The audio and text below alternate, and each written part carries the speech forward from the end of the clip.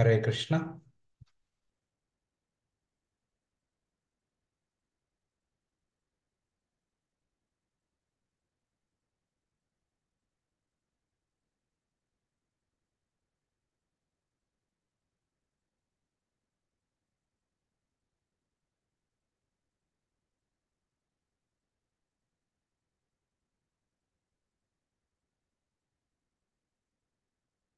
హరే కృష్ణ భక్తులందరికీ స్వాగతం. ఈరోజు ఆరో అధ్యాయం ధ్యాన యోగం స్టార్ట్ చేద్దాము. సో దానికి ముందు మంగళాచరణం స్టార్ట్ చేద్దాము. ఓం అజ్ఞానతిమిరంధస్య జ్ఞానాంజనశలాకయ చక్షురోన్మిళితం येन తస్మై శ్రీ గురవే నమః. నమో ఓం విష్ణుపదాయ కృష్ణప్రేష్ఠాయ భూతలే శ్రీమతే భక్తివేదాంత స్వామినితి నామినే. నమస్తే సరస్వతి దేవే గౌరవాణి ప్రచారిణే నిర్విశేష శూన్యవాది పాశ్చాత్య దేశతారిణి. जय श्री कृष्ण चैतन्य प्रभु नित्यानंद श्री अद्वैत गदाधर शिवासदि गौर भक्त वृंद. हरे कृष्ण कृष्ण कृष्ण हरे हरे हरे राम राम राम हरे हरे. సో ఆరో అధ్యాయము ధ్యాన యోగము మొదటి 9 శ్లోకాలు నైష్కర్మ్య అష్టాంగ యోగాతో ముడిపెట్టడము మరియు అష్టాంగ యోగాలో ప్రారంభము మరియు చివరి దశలు. సో అష్టాంగ యోగా అంటే 8 అంగాలు ఉంటాయి. ఓకే, సో మొదటి దశ అంటే 1 నుండి 6 వరకు మొదటి దశ అంటారు. 7, 8 చివరి దశలు. ఓకే, ఆరంభ స్థితి ఉన్నత స్థితి అంటారు. సో ఇది మెయిన్ ఏంటంటే మనము 5వ అధ్యాయంలో లాస్ట్కి శాంతిని పొందాలంటే ఓకే మనం తెలుసుకోవాల్సింది ఏంటంటే ఎవరికైతే ఈ విషయం తెలుస్తుంది కృష్ణుడే భోక్త, కృష్ణుడే అన్ని లోకాలకి ఈశ్వరుడు. ఓకే, అందరికీ శ్రేయోభిలాష శ్రీధం సర్వభూతానం వాళ్ళు శాంతిని పొందుతారు. సో అలా పొందిన వారు, అలా శాంతితో ఉన్నవారు, అది తెలిసిన వారు ఓకే, సో అప్పుడే వాళ్ళే ఈ ధ్యాన యోగ చేయడానికి అర్హులు అవుతారు. సో ఈ ధ్యాన యోగాలో మనము ఇది క్రమక్రమంగా ముందు కర్మకాండ, తర్వాత కర్మయోగ, తర్వాత ధ్యాన యోగ, ధ్యాన యోగ వస్తుంది. అంటే కింద ఏవైతే చర్చించామో ఈ కర్మయోగ, ధ్యాన యోగ, సో ఈ అంశాలు దాంట్లో ఏదైతే ఓకే ఈ భౌతిక కోరికలు లేకుండా ఓకే కర్మలు చేయాలి, ఆ జ్ఞానం ఆశించాలంటే భౌతిక కోరికలు ఉండకూడదు, అలాంటివన్నీ ఉండాలి. అందుకోసము ఇక్కడ ఏం చెప్తున్నారంటే నైష్కర్మ్య కంపల్సరీ ఉండాలన్నమాట అష్టాంగ యోగ చేయడానికి. సో ఇక్కడ మళ్ళీ ఈ పదాలన్నవి మళ్ళీ మళ్ళీ వస్తాయి. ఓకే, భౌతిక కోరికలు విడిచిపెట్టడము, ఓకే మనో నిగ్రహ చేయడము అనే పదాలు ఓకే ప్రతి శ్లోకాలో రిపీట్ అవుతూ ఉంటాయి. ఓకే, సో 10 నుండి 32 శ్లోకాల వరకు అష్టాంగ యోగ సాధన. సో దీని గురించి వివరంగా కృష్ణుడు చెప్తాడు ఇక్కడ. అష్టాంగ యోగ గురించి అంటే ఆర్డర్గా చెప్పకుండా కానీ అన్ని అంగాల గురించి చెప్తారు. 33 నుండి 36 వరకు అర్జునుడు తాను అష్టాంగ యోగ అభ్యాసానికి అర్హుడు కాదని ప్రకటిస్తాడు. సో ఇదంతా విన్న తర్వాత నేను ఇది అభ్యాసించలేను అని చెప్తాడు ఈ యోగ సాధన. ఓకే, 37 నుండి 45 అర్జునుడు అడుగుతాడు విజయవంతం ఎవరైతే ఈ యోగాలో విజయాన్ని సాధించని వాళ్ళ గతి ఏంటి, వాళ్ళ గమ్యం ఏంటి అని అడుగుతాడు. సో దానికి సమాధానం కృష్ణుడు ఇదే శ్లోకాలలో చెప్తారు. 46, 47లలో కృష్ణుడు ఓకే లాస్ట్కి చివరిగా చెప్తాడు అన్ని ఆధ్యాత్మికవేత్తలలో యోగి ఉత్తమమైన వాడు మరియు భక్తుడు ఆ యోగులలో అగ్రశ్రేణి యోగి అని చెప్పి కన్క్లూడ్ చేస్తారనమాట. సో ఈ రకంగా 6వ అధ్యాయంలో ఎలా భక్తి యోగా అన్నది ఉత్తమం అన్నది కృష్ణుడు సమాప్తం చేస్తారు ధ్యాన యోగా చెప్తూ. సో మొదటి 9 శ్లోకాలు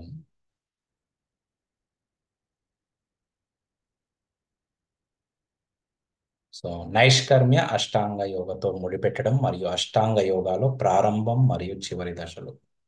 ఓకే, శ్రీ భగవాన్ ఉవాచ అనాశ్రిత కర్మఫలం కార్యం కర్మ కరోతి యః స సన్యాసీ చ యోగి చ నా నిరాగ్నిర్న చ క్రియ. సో ఇక్కడ ఏం చెప్తున్నారంటే, ఎవరైతే కర్మఫలాన్ని ఆశించకుండా తన కర్మలు విధి ప్రకారం చేస్తారో, విద్యుక్త ధర్మలు అంటే అతను చేయవలసిన కర్మలు ఎవరైతే ఫలాన్ని ఆశించకుండా చేస్తారో వాళ్ళే సన్యాసి. ఓకే, వాళ్ళే నిజమైన సన్యాసి. కానీ ఎవరైతే అగ్నిని రగిలించరో, అంటే మంట పెట్టరో, ఓకే, అంటే అగ్ని స్టార్ట్ చేసేసి వంటలు చేయరో, లేకుంటే ఎవరైతే ఏమి కార్యాలు చేయరో, ఏమి పనులు చేయకుండా ఉంటారో వాళ్ళు సన్యాసి కాదు. మెయిన్ సన్యాసి అంటే ఎవరికైతే ఆ ఫలం పట్ల ఆసక్తి లేదో వాళ్ళు రియల్ సన్యాసులని కృష్ణుడు మొదటి శ్లోకాలో చెప్తున్నాడు. ఓకే, తర్వాత యం సన్యాసమతి ప్రాహుర్యోగం తం విద్ధి పాండవ నహి అసన్యస్త సంకల్పో యోగి భవతి కష్టన. ఓకే, సో ఇక్కడ ఏమంటున్నారంటే సన్యాసము, ఓకే, ఈ యోగము రెండు సమానము. ఓకే, అంటే యోగం అంటే ఏదంటే భగవంతుడితోనే మనం జోడిస్తాము మన కర్మలన్నీ, అవి రెండు సమానము. ఓ పాండవ, ఇది నువ్వు తెలుసుకోవాలి. కానీ ఎవరైతే ఇంకేం చెప్తున్నారు, నహి అసన్యస్త సంకల్పో, ఈ ఇంద్రియ భోగం చేయాలనే ఈ సంకల్పం వదిలిపెట్టరో వాళ్ళు యోగి కాలేరు అని చెప్తున్నారు అనమాట. ఓకే, సో భగవంతుడితో ఎప్పుడైతే మనము జోడించి పనులు చేస్తామో అదే సన్యాసం. ఓకే, కానీ దాంట్లో మనని మనం కేంద్రం చూసుకుంటూ చేయొద్దు అనమాట. సో ఇది ఈ యొక్క డెఫినేషన్స్ ఇస్తూ దాని అర్థం ఏంటో చెప్తూ, ఇప్పుడు మూడో శ్లోక నాలుగో శ్లోకాలో, ఓకే, ఈ రెండు స్టేజెస్ అంటే ప్రారంభ స్థితి, ఉత్తమ స్థితి ఈ యోగాలో దాని గురించి చెప్తున్నారు. ఆరు రుక్షోర్ మునిర్యోగం కర్మ కారణం ఉచ్యతే యోగారూఢస్య తస్యైవ శమ కారణం ఉచ్యతే. ఓకే, సో ఇక్కడ ఏం చెప్తున్నారంటే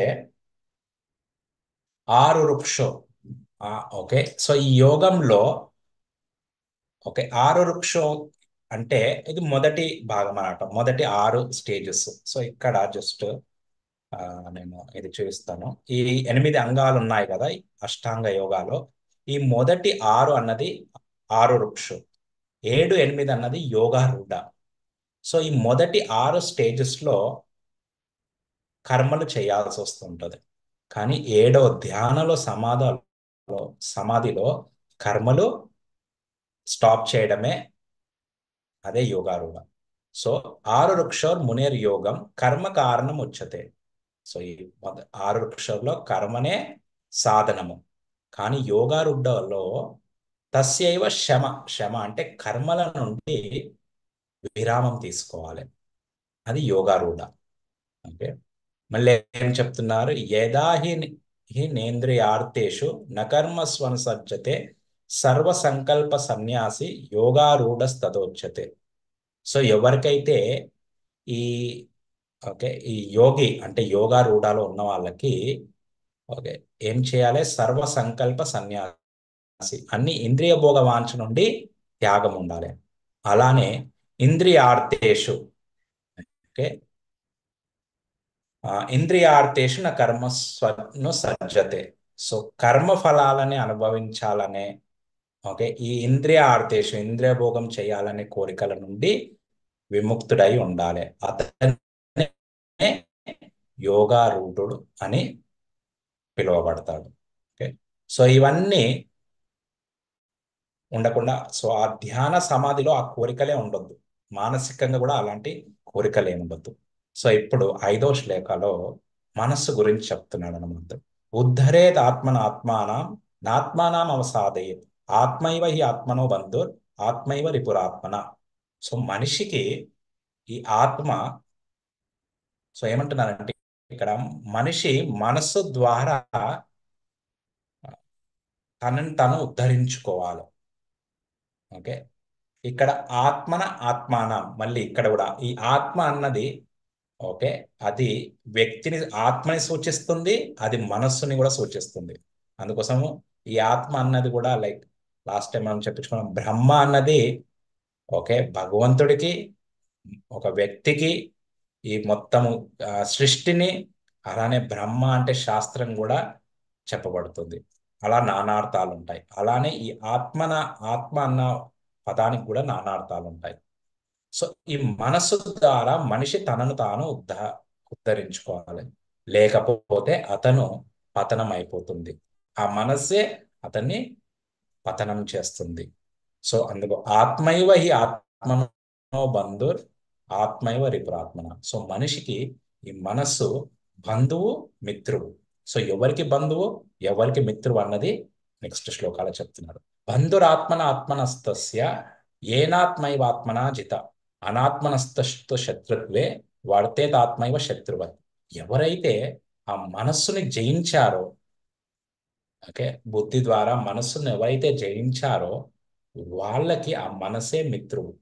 కానీ ఎవరైతే జయించలేదో అది ఎల్లప్పటికీ శత్రువులాగా ఉంటుంది అనమాట. సో అందుకోసం మనస్సులో మనకుండే ఏదైతే ఎక్స్పీరియన్సెస్ ఉన్నాయో, అనుభవాలు ఉన్నాయో అవన్నీ ఓకే మనసులో ఉండిపోతాయి అన్నమాట. సో ఆ మనసుని బుద్ధి ద్వారా ఎప్పుడూ నియంత్రించి ఉంచాలి. సో ఇక్కడ కృష్ణుడు చెప్తున్నాడు ఎవరైతే దాన్ని నియంత్రిస్తారో, అందుకోసము కృష్ణుడు 3వ అధ్యాయంలో కూడా చెప్పాడు. సో బుద్ధి మనసు కన్నా పెద్దది, మనసు ఇంద్రియాల కన్నా, ఇంద్రియాలు భౌతిక శరీరం కన్నా. సో అలా తెలుసుకొని ఈ ఆధ్యాత్మిక బుద్ధితోని ఈ మనసుని కంట్రోల్ చెయ్యి అనేసి, మనసుని, ఇంద్రియాలని. సో ఇక్కడ అదే చెప్తున్నాను అనమాట. ఎవరైతే మనసుని జయిస్తారో వాళ్ళు ఓకే ఆ మనసుని మిత్రువు చేసుకోవచ్చు. లేకపోతే అది శత్రువులాగా మాత్రం. ఇంకేమంటా, జితాత్మన ప్రశాంతస్య పరమాత్మ సమాహిత శీతోష్ణ సుఖ దుఃఖేషు తదా మానాపమానయం. ఎవరైతే ఆ మనసుని జయించారో వాళ్ళు ఆల్రెడీ ప్రశాంతత పొంది పరమాత్మ సమాహిత, పరమాత్ముని సమీపిస్తారు. అంటే పరమాత్ముడికి దగ్గర అవుతారు. దగ్గర అవ్వడం అంటే పరమాత్ముడికి, సో మనకి ఎవరు దగ్గరగా ఉంటారో, మన ఆదేశాలను ఎవరైతే మన మనసులో ఉంటారు, మన హృదయంలో ఉంటారు. అలానే భగవంతుడి ఆదేశాలు ఎవరైతే పాటిస్తారో వాళ్ళు భగవంతుడికి సమీపంగా ఉంటారు. సో ఎవరైతే ఆ మనసుని జయించారో ప్రశాంతంగా ఉండి పరమాత్ముని సమీపిస్తారు.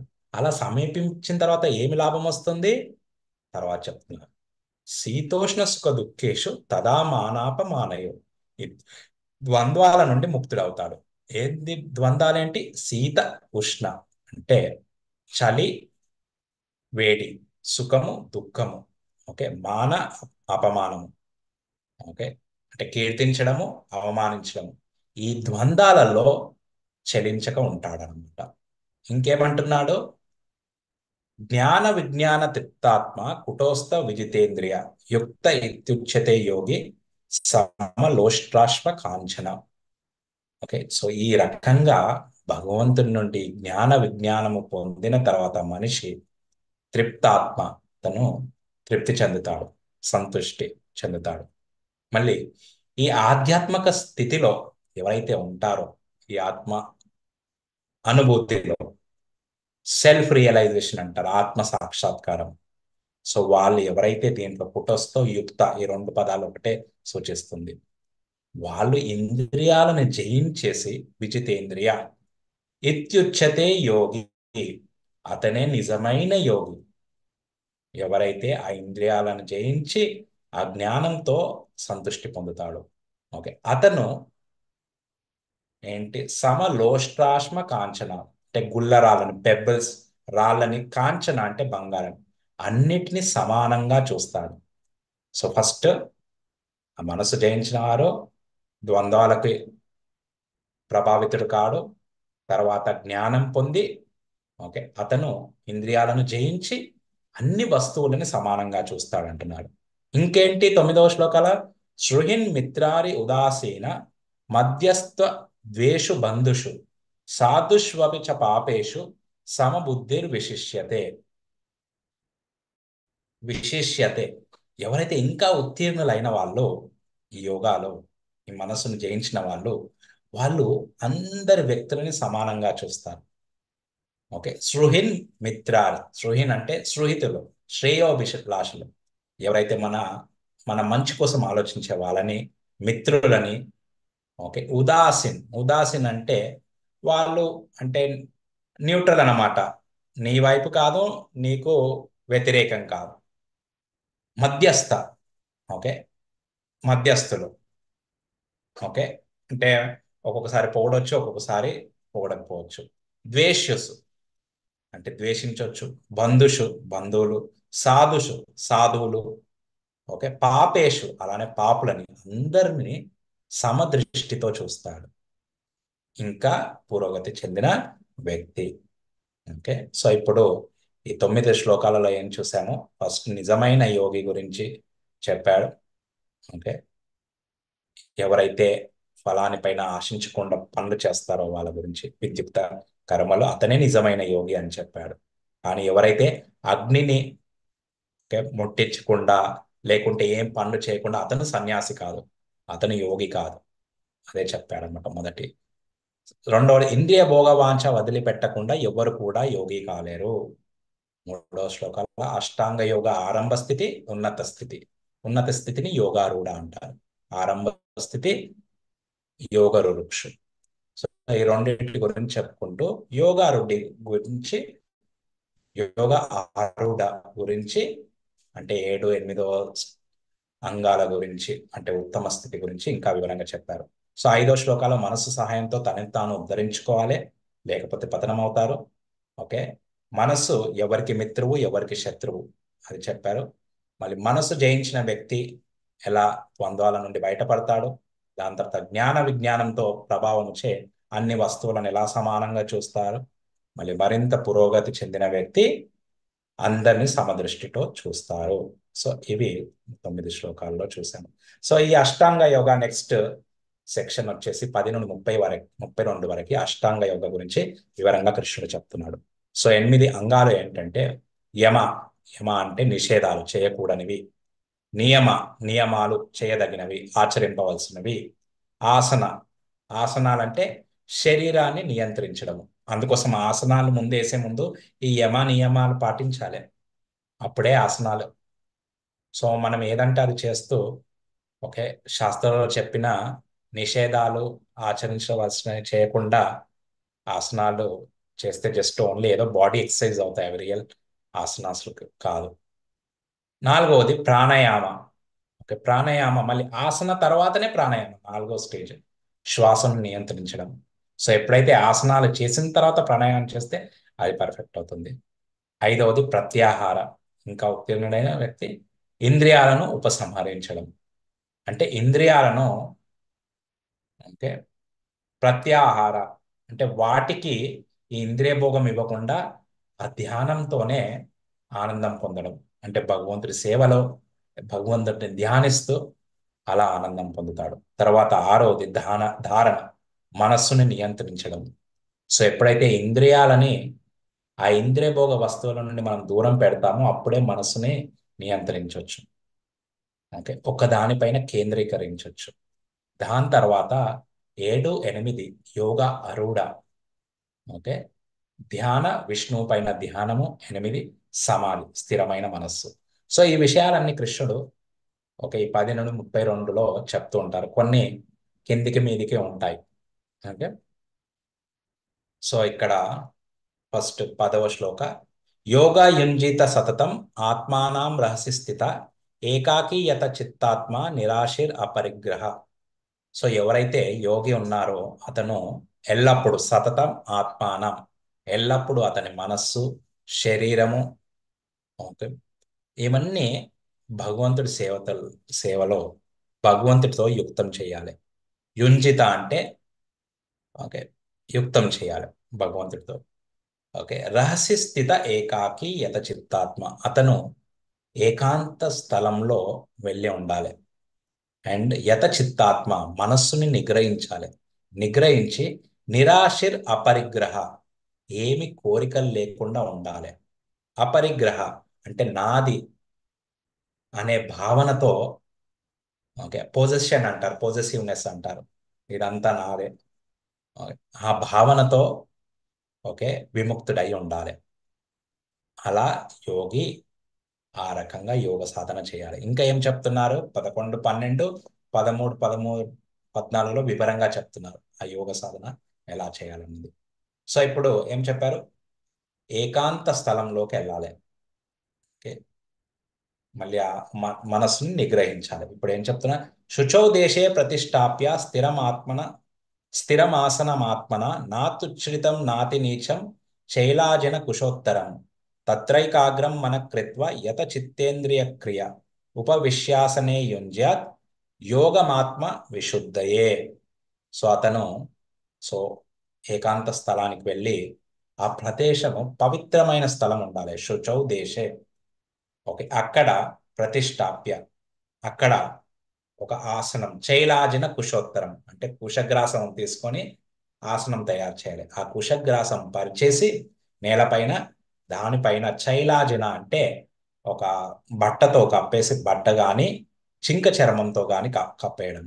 సో ఈ ఆసనం అలా ఎందుకు తయారు చేస్తారంటే దాని వల్ల ఈ కీటకాలు కానీ, ఓకే, సర్పము కానీ అలాంటి ఏవి, ఓకే, ఆ, మీన్స్ ఏవి ఇలాంటి ఆ, ఆ ధ్యానంలో వచ్చి డిస్టర్బ్ చేయడానికి ఉండదన్నమాట. చీమలు కానీ ఏవి కానీ రావన్నమాట. అలా జింకతోలు కానీ అలాంటివి ఉన్నప్పుడు. మళ్ళీ ఆ ఆసనం ఎలా ఉండాలి? నాతి ఉచ్ఛ్రితం నాతి నీచం, చాలా ఎత్తుగా ఉండొద్దు, చాలా కిందిగా ఉండొద్దు. సో అలా ఆసనం స్థాపించిన తర్వాత ఆ ఆసనం పైన స్థిరంగా కూర్చొని తత్రైకాగ్రం మన కృత్వ, సో మనస్సుని ఏకాగ్రపరిచి యత చిత్తేంద్రియ క్రియ, ఓకే, ఇంద్రియాలను మనస్సుని వాటి క్రియల నుండి నిగ్రహించి ఉపవిశ్యాసనే యుంజత్ యోగమాత్మన విశుద్ధయే. సో ఆసనం పైన స్థిరంగా కూర్చొని ఆ యోగ సాధన చేయాలి. ఎందుకు? మాత్రం ఆత్మశుద్ధి కోసమే ఆ యోగ సాధన చేయాలి అని చెప్తున్నాను అనమాట. ఇంకా సమం కాయ శిరోగ్రీవం ధారయన్నచలం స్థిరం సంప్రేక్ష్య నాసికగ్రం స్వం దిశస్థా నవలోకయన్ ప్రశాంతాత్మ విగతభిర్ బ్రహ్మచారి వ్రతే స్థిత మన సంయమ్య మచ్చిత్తో యుక్త ఆసీత మత్పర. ఓకే, సమం కాయ శిరోగ్రీవం. సో ఈ కాయ అంటే శరీరము, గ్రీవం అంటే మెడకాయ, శిరం అంటే శిరస్సు. ఈ మూడు, ఓకే, స్ట్రైట్ గా ఉండాలి, సరళ రేఖలో ఉండాలి. ధారయన్ అచల స్థిరం, ఓకే, చలించకుండా స్థిరంగా ఉండాలి. ఓకే, స్థిరంగా ఉంటూ సంప్రేక్ష, మన చూపు ఎలా ఉండాలి? ఓకే, చూపు నాసికాగ్రం స్వం, ఓకే, ముక్కు కొన పైన ఉండాలి. ఎలా ఉండకూడదు? దిశశ్చ నవలోకయన్, అటు ఇటు దిక్కులు చూడకుండా ఆ చూపు అన్నది ఓన్లీ ముక్కు కొన పైన ఉండాలంట. ఇంకా దాంతోపాటు ప్రశాంతాత్మ విగతభీర్ బ్రహ్మచారి వ్రతే స్థిత. ఓ అతను ఆ మనస్సుని, ఓకే, నిగ్రహించి మనస్సుని, ఓకే, భగవంతుడి ధ్యాసలో, మన సంయమ్య మచ్చిత్తో, భగవంతుడి ధ్యాసలో పెట్టేసి విగత బీరు భయాన్ని వదిలిపెట్టి బ్రహ్మచారి వ్రతే, బ్రహ్మచర్యం పాటించాలి. ఓకే, బ్రహ్మచార్యం పాటిస్తూ ఆ ఆసనంలో స్థితుడై, ఓకే, భగవంతుడితో ధ్యానం చేస్తూ, ఓకే, యుక్త ఆసీత, ఆయన హృదయంలో ఎప్పుడు ఆయనని ధ్యానిస్తూ, ఓకే, ఆయననే పరమ లక్ష్యం మత్పర, ఆయన్నే పరమ లక్ష్యంగా పెట్టుకొని ధ్యానించాలి అని చెప్తున్నాను అనమాట. సో ఇది ఆసనం గురించి ఇక్కడ చెప్పారు. మళ్ళీ తర్వాత 15లో యుంజనేవం సదాత్మానం యోగి నియత మానస శాంతిం నిర్వాణ పరమం మత్సంస్థాం అధిగచ్చతి. ఓకే, యుంజనేవం. సో ఈ రకంగా ఎవరైతే ఈ ఆసనాలో ఉంటారో, ఉండి, ఓకే, తన మనస్సు, తన శరీరము ఇవన్నీ భగవంతుడి సేవలో ఆ యోగ సాధనలో యుక్తం చేస్తారో, ఓకే, ఎల్లప్పుడూ, ఓకే, శాంతి నిర్వాణ పరమం, అన్ని భౌతిక కలాపాల నుండి విరామం తీసుకుంటారో వాళ్ళు మత్ సంస్థాం అధిగచ్చతి, త్వరలోనే భగవంతుడి ధామానికి వెళ్ళగలుగుతారు అని చెప్తున్నాడు అనమాట. 16, 17లో ఓకే, ఎప్పుడు ఇది ఈ యోగా గురించి చెప్పారు. మళ్ళీ ఇంకా కొన్ని ఏమి చేయాలి, యమ నియమాలు కొన్ని చెప్తున్నాడు. నాతి అశ్నతస్తు యోగోస్తి నైకాంతిక అనశ్నత నచాతి స్వప్నశీలస్య జాగ్రత్తో నైవ చార్జున యుక్త ఆహార విహారస్థ యుక్త చేష్టస్య కర్మసు యుక్త స్వప్నావబోధస్య యోగో భవతి దుఃఖః. సో పదార్లో చెప్తున్నాను ఏంటంటే, నా అతి అశ్నతస్తు. ఓకే, అతి అశ్నత. అశ్నత అంటే తిండి. ఓకే, సో ఆహారము అతిగా తీసుకోవద్దు. అలానే అనశ్నత, అతి తక్కువగా తీసుకోవద్దు. సో అలా మళ్ళీ నచాతి స్వప్నశీలస్య. ఓకే, అతిగా పడుకోవద్దు. ఓకే, అలాగే అసలు పడుకోకుండా ఉండొద్దు అర్జున అని చెప్తున్నాడు. అప్పుడే అతనే ఆ యోగ సాధన చేయగలుగుతాడు. ఓకే, ఇంకేమంటున్నారు, ఎవరైతే ఈ నాలుగిటిని యుక్త ఆహార విహారస్య యుక్త చేష్టస్య కర్మసు యుక్త స్వప్నావ బోధస్య, ఎవరైతే ఆహారము విహారం అంటే రిక్రియేషన్, ఓకే, అలానే యుక్త చేష్టస్య కర్మసు కర్మలు, వాళ్ళ విద్యుక్త కర్మలు, స్వప్నావ బోధస్య అలానే నిద్రపోవడం, ఆహారము విహారము కర్మలు నిద్ర, ఈ నాలుగు ఎవరైతే బ్యాలెన్స్ చేసి ఉంచుతారో వాళ్ళే ఈ యోగము ద్వారా అంటే దుఃఖాలని, ఈ భౌతిక దుఃఖాలని తగ్గించుకోగలుగుతారు.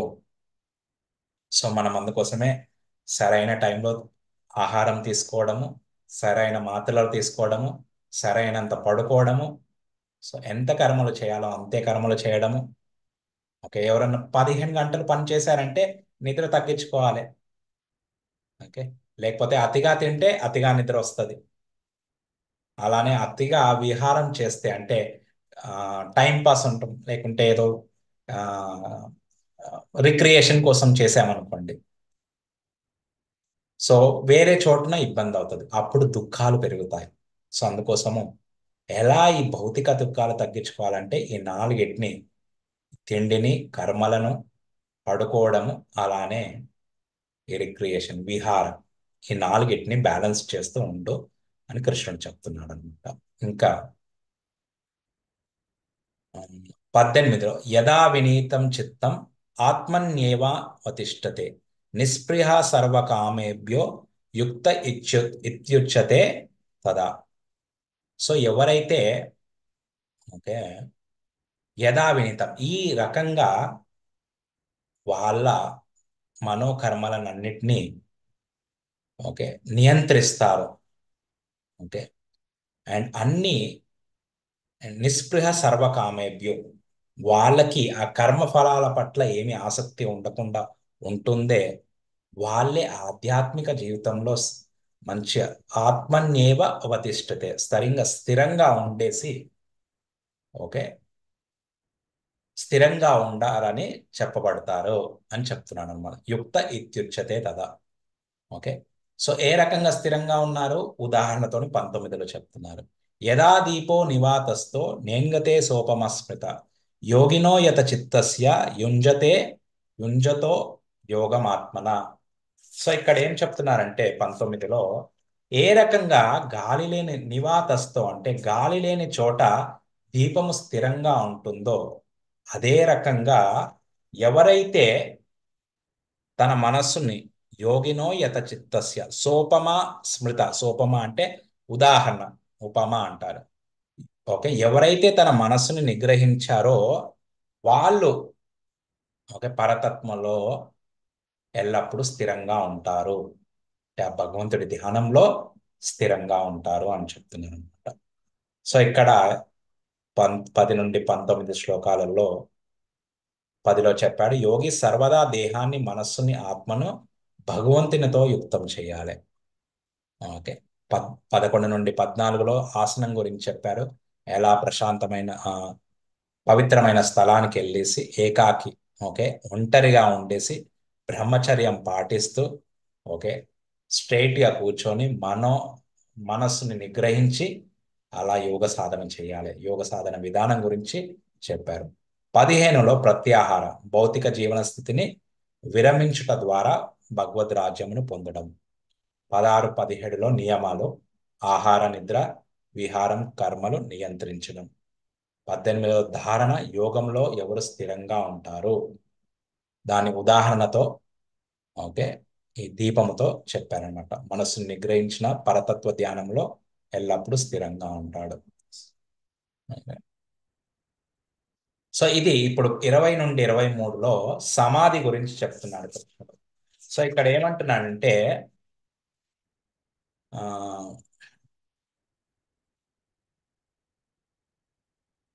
హరే కృష్ణ. ఎత్రో పరమతే చిత్తం నిరుద్ధం యోగ సేవయ ఎత్ర చైవాత్మనాత్మానం పశ్యన్నాత్మని తుష్యతి సుఖం అత్యంతికం యత్తత్ బుద్ధిగ్రాహం అతేంద్రియం వెత్తి ఎత్రన చైవాయం స్థితశ్చలతి తత్వత యం లబ్ధ్వా చాపరం లాభం మన్యతే నాదికం తతః యస్మిన్ స్థితో న దుఃఖేన గురునాపి విచాల్యతే తం విద్యా దుఃఖ సంయోగ వియోగం యోగ సంయుత. ఓకే సంయోగ సంయుత. సో సమాధి. ఓకే సో సమాధిలో ఉన్న వ్యక్తి యోగ సాధన ద్వారా ఏమంటున్నానంటే ఈ ఎత్ర పరమతే చిత్తం నిరుద్ధం యోగ సేవయ.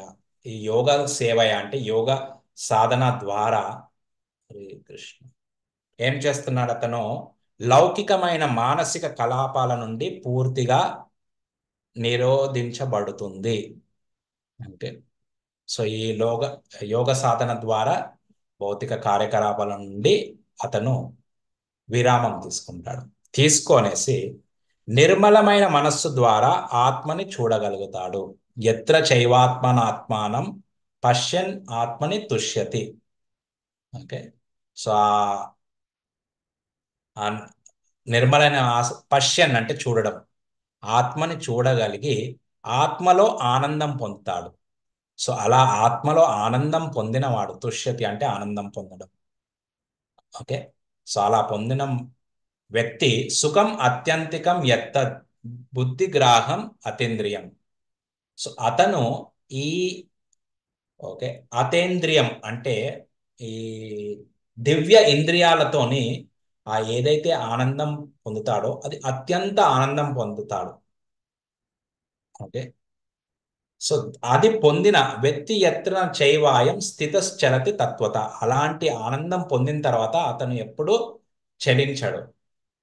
సో తత్వంలో అంటే ఈ పరతత్వంలోనే అంటే సత్యములోనే అంటే భగవంతుడి ధ్యానంలో ఎప్పుడు నిశ్చలంగా చలితుడు కాకుండా ఉంటాడు.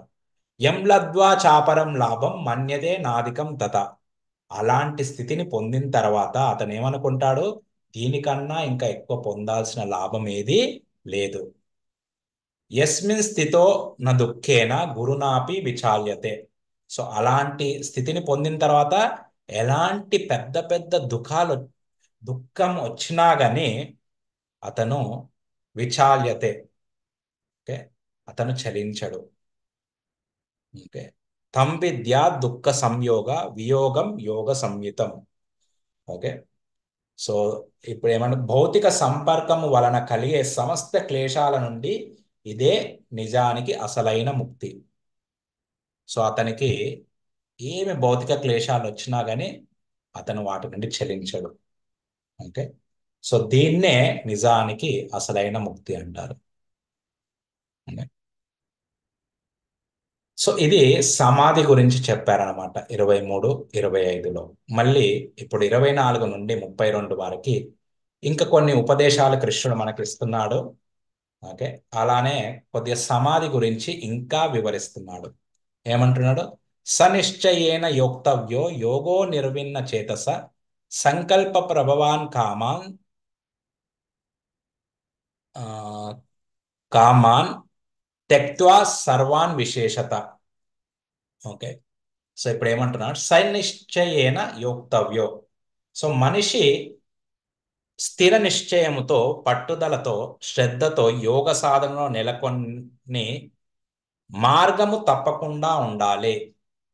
సో ఇప్పుడు సమాధి చెప్పిన తర్వాత మన ఉపదేశాలు అనిర్వన్న చేతస అంటే ఆ మార్గం తప్పకుండా, యోగ మార్గం తప్పకుండా శ్రద్ధతో ఓకే దాంట్లో స్థిరుడై ఉండాలి. సంకల్ప ప్రభవాన్ కామాన్, సంకల్ప అంటే ఆ మనస్సులో ఆ భౌతిక కోరికలు ఏవైతే వస్తున్నాయో వాటినన్నిటిని ప్రభవాన్ కామాన్ త్యక్త్వా సర్వాన్ అశేషత. సో అన్నిటినీ ఓకే వదిలిపెట్టాలి. త్యక్త్వా అంటే వాటి నుండి వదిలించుకోవాలి. ఓకే సో ఆ మనస్సు ద్వారా ఓకే వాటినన్నిటినీ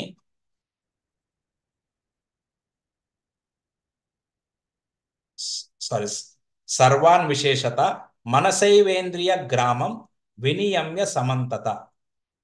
సో వాటినన్ని వదిలేసి మనసైవేంద్రియ గ్రామం, మనస్సుతో ఆ ఇంద్రియాలను నియంత్రిస్తూ పూర్తిగా అన్ని వైపుల నుండి మనస్సు ద్వారా ఆ ఇంద్రియాలను నిగ్రహిస్తూ ఆ మనస్సులో పుట్టే ఆ కోరికలన్నిటినీ వదిలిపెట్టాలి.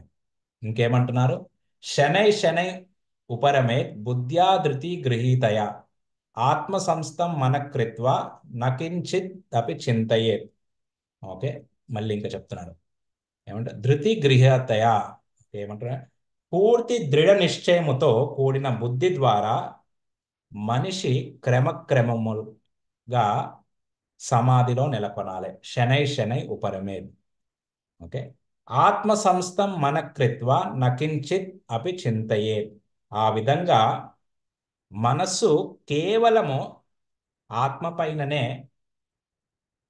లగ్నం చేసి ఇంకా ఏది చింత చేయొద్దు, దేనిపైన చింత చేయొద్దు అని చెప్తున్నాడు అనమాట. ఇంకేమంటున్నాడు? సో అప్పుడు అనొచ్చు కానీ ఆత్మ ఓకే మనస్సు అక్కడ ఇక్కడ వెళ్తుంది కదా. ఓకే సో కృష్ణుడు చెప్తూ యతో యతో నిశ్చలతి మనశ్చంచలమస్థిరం తతస్తతో నియమ్యైతత్ ఆత్ ఆత్మన్యైవ వశం నయేత్. సో కృష్ణుడు చెప్తున్నాడు మనస్సు చంచలమైంది, అస్థిరమైంది. అదేమవుతుంది? యతో యతో నిశ్చలతి, అది ఎప్పుడు వేరే చోటుకు వెళ్ళిపోతుంది, ఒకే దగ్గర ఉండదన్నమాట.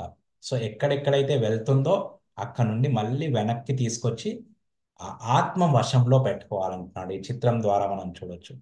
సో మనము మనస్సుని దేవుడి పైన లగ్నం చేయాలనుకుంటే, దేవునితో ఎప్పుడు యుక్తం చేసి ఉంచాలంటే, దేవుడి సేవలో దేవుణ్ణి ధ్యానిస్తూ ఉండాలనుకుంటే అది ఎక్కడెక్కడికో తీసుకెళ్తుంది. దాన్ని మళ్ళీ వెనక్కి తీసుకొచ్చి దేవుడి సేవలో పెట్టాలి అని చెప్తున్నారు. ఇంకేమంటున్నారు? ప్రశాంత మనసం ఏనం యోగినాం సుఖముత్తమం ఉపైతి శాంత రజసం బ్రహ్మభూత మకల్మషం. ఓకే సో ఎప్పుడైతే భగవంతుడి పైన మనస్సు లగ్నం చేస్తామో ఓకే అప్పుడేమవుతుంది? యోగినాం సుఖముత్తమం ఉపైతి. సో అప్పుడు మనం తప్పకుండా ఆధ్యాత్మిక ఆనందం పొందుతాము. కానీ శాంత రజసం బ్రహ్మభూతం అకల్మషం. సో వీటికి అతను ఏం చేయాలి? ఈ రజోగుణం నుండి ప్రభావితుడు కాకుండా చూసుకోవాలి. చూసుకొని బ్రహ్మభూతం ఆ భగవంతుడితోని గుణైక్యత అంటే భగవంతుడితోని మనకి కూడా భగవంతుడి కూడా ఆత్మకి పరమాత్మకి ఒకటే గుణాలు ఉన్నాయి మనం చెప్పుకున్నాం సచ్చిదానంద. ఓకే కానీ భగవంతుడి గుణాలు సముద్రం అంతా, మన గుణాలు ఒక నీటి పొట్టంతా. ఓకే ఆ రజోగుణానికి అతీతుడై సత్వగుణం శుద్ధ సత్వంలోకి వచ్చి ఆ గుణైక్యతని చూసి కల్మషము అకల్మషం కల్మషాల నుండి అన్ని ఈ కర్మఫలాల నుండి విముక్తుడై ఉండాలి. ఓకే సో 20 నుండి 23లో సమాధి గురించి చెప్పారు. 24లో మనిషి శ్రద్ధతో యోగ సాధనలో నెలకొని సమస్త భౌతిక కోరికలను విడిచిపెట్టి మనస్సు ద్వారా ఇంద్రియాలను అన్ని వైపుల నుండి నిగ్రహించాలి. ఓకే చెప్పారు మనసైవేంద్రియ సమంతత. అంటే దృఢ నిశ్చయముతో కూడిన బుద్ధి ద్వారా మనిషి క్రమక్రమంగా సమాధిలో నెలకొని మనసును కేవలం ఆత్మ మీదనే లగ్నం చేసి ఇక దేనిని చింతించకూడదు. శనై శనై ఉపరమేద ఆ శ్లోక వచ్చింది. 26లో మనసు ఎక్కడ వెళ్ళినను తిరిగి ఆత్మవశంలోకి తీసుకురావాలి. సో మనసు అన్నది పోతూ ఉంటుంది ఒకే దానిపైన, భగవంతుడి పైన.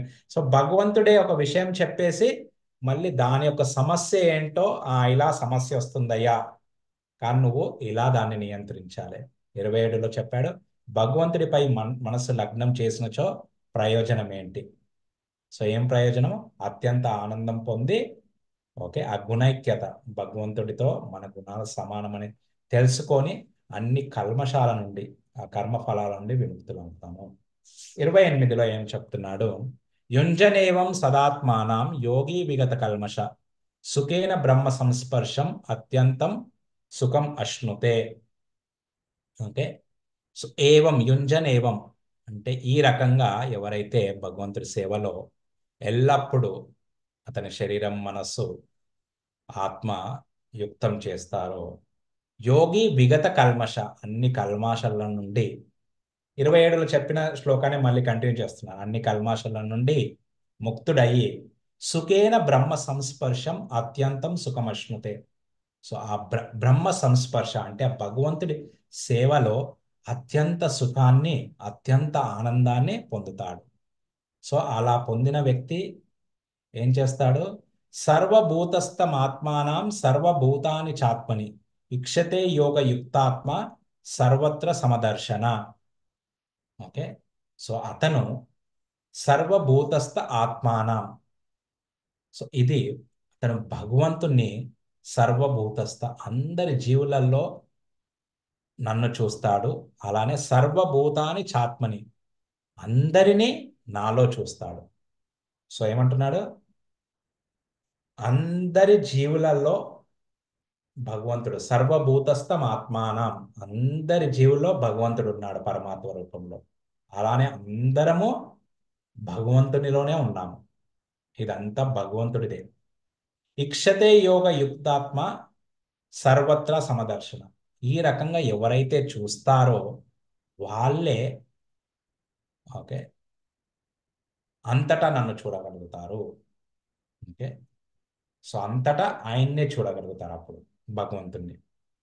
సో భగవంతుడిలోనే మనం అందరం ఉన్నాము, మళ్ళీ భగవంతుడు అన్ని జీవులలో ఉన్నారు. ఇంకేమంటున్నారు? యోమాం పశ్యతి సర్వత్రా సర్వం చ మయి పశ్యతి. ఓకే, తస్యాహం న ప్రణశ్యామి సచమే న ప్రణశ్యతి. సో యో మాం పశ్యతి సర్వత్రా, నన్ను సర్వదా అన్ని చోట్ల చూస్తారో, ఓకే, అన్ని నాలో చూస్తారో వాళ్ళు నన్ను ఎప్పుడు కోల్పోరు, వాళ్ళని నేను కోల్పోను. తస్యాహం నా ప్రణశ్యామి, వాళ్ళు నన్ను కోల్పోరు. నచమేన ప్రణశ్యతి, నేను వాళ్ళని కోల్పోను. సో అలా ఎప్పుడు అన్ని చోట్ల మనం భగవంతుణ్ణి, భగవంతుడి అన్ని జీవులలో పరమాత్మ రూపంలో ఉన్నాడని తెలుసుకొని ఆ రకంగా మనం ఎప్పుడైతే చూస్తామో భగవంతుణ్ణి మనం ఎప్పుడు కోల్పోము. అలానే భగవంతుడు కూడా మనల్ని ఎప్పుడు కోల్పోడు. అంటే మనం ఎప్పుడు ఆయనని ధ్యానిస్తూ ఉంటే మనల్ని కూడా ఆయన ఆయన హృదయంలో పెట్టుకుంటాడు. ఇంకేమంటున్నాడు 31లో? సర్వభూత స్థితం యోమాం భజతే ఏకత్వ మహాస్థిత సర్వదా వర్తమానోపి సయోగి మై వర్తతే. ఓకే, సో సర్వభూత స్థితం యోమాం. ఓకే, సో సర్వభూత స్థితం అంటే అన్ని జీవులలో పరమాత్ముడు ఉన్నాడు. యోమాం, ఓకే, అంటే నేను పరమాత్మ, ఓకే, ఒక్కటే, ఇద్దరము సమానము అని. భజత్వే ఏకమస్థిత, ఓకే, మేమిద్దరము ఒకటే అని తెలుసుకొని, ఓకే,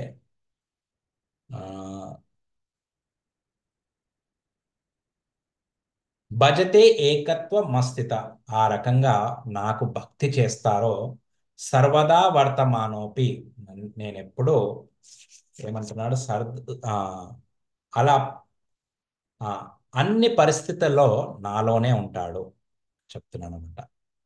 సో భగవంతుడు పరమాత్ముడు ఒకటే అని తెలుసుకొని భగవంతుడికి సేవ చేసిన వారు ఎల్లప్పుడూ భగవంతుడిలో మనం ఉంటాము.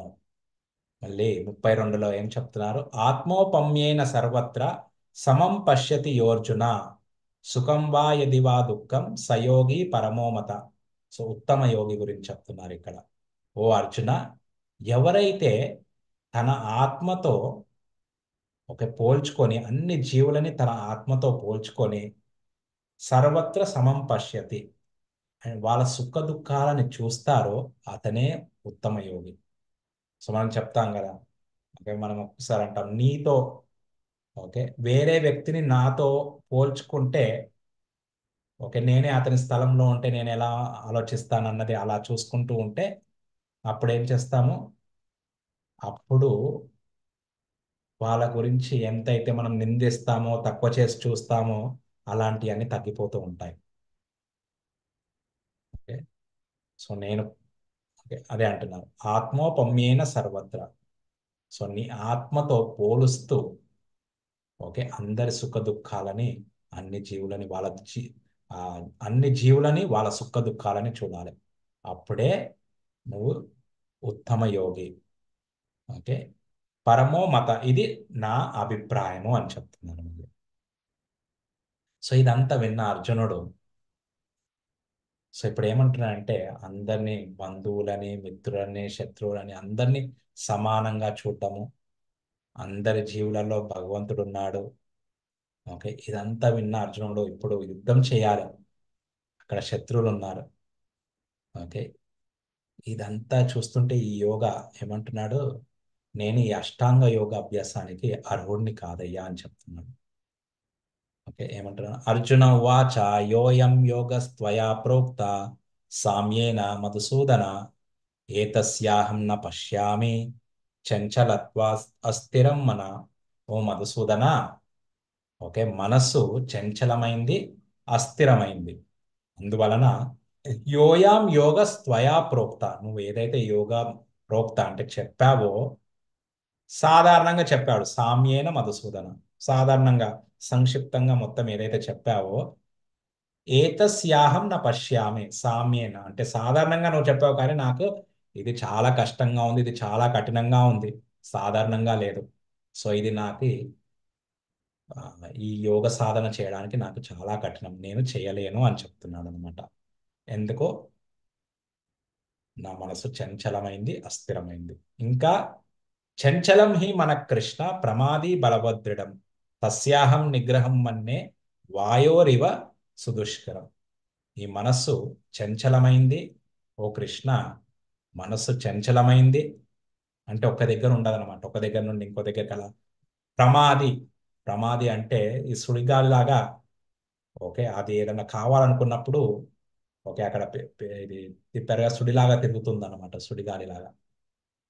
ఓకే, మనల్ని మొత్తం దాన్ని ఏమంటారంటే ఇంగ్లీష్లో టర్బులెంట్ అంటారు అనమాట. ఓకే, బలవత్, చాలా బలమైంది, దృఢమైంది, కావాలనుకున్నది కావాలనే చెప్తుంది అనమాట మనసు. సో ఈ మనసు యొక్క నాలుగు గుణాలు చంచలం, ప్రమాది, బలవత్, దృఢం. తస్యాహం నిగ్రహం మన్నే వాయోరివ సుదుష్కరం. ఓకే, దాన్ని నిగ్రహించడం కంటే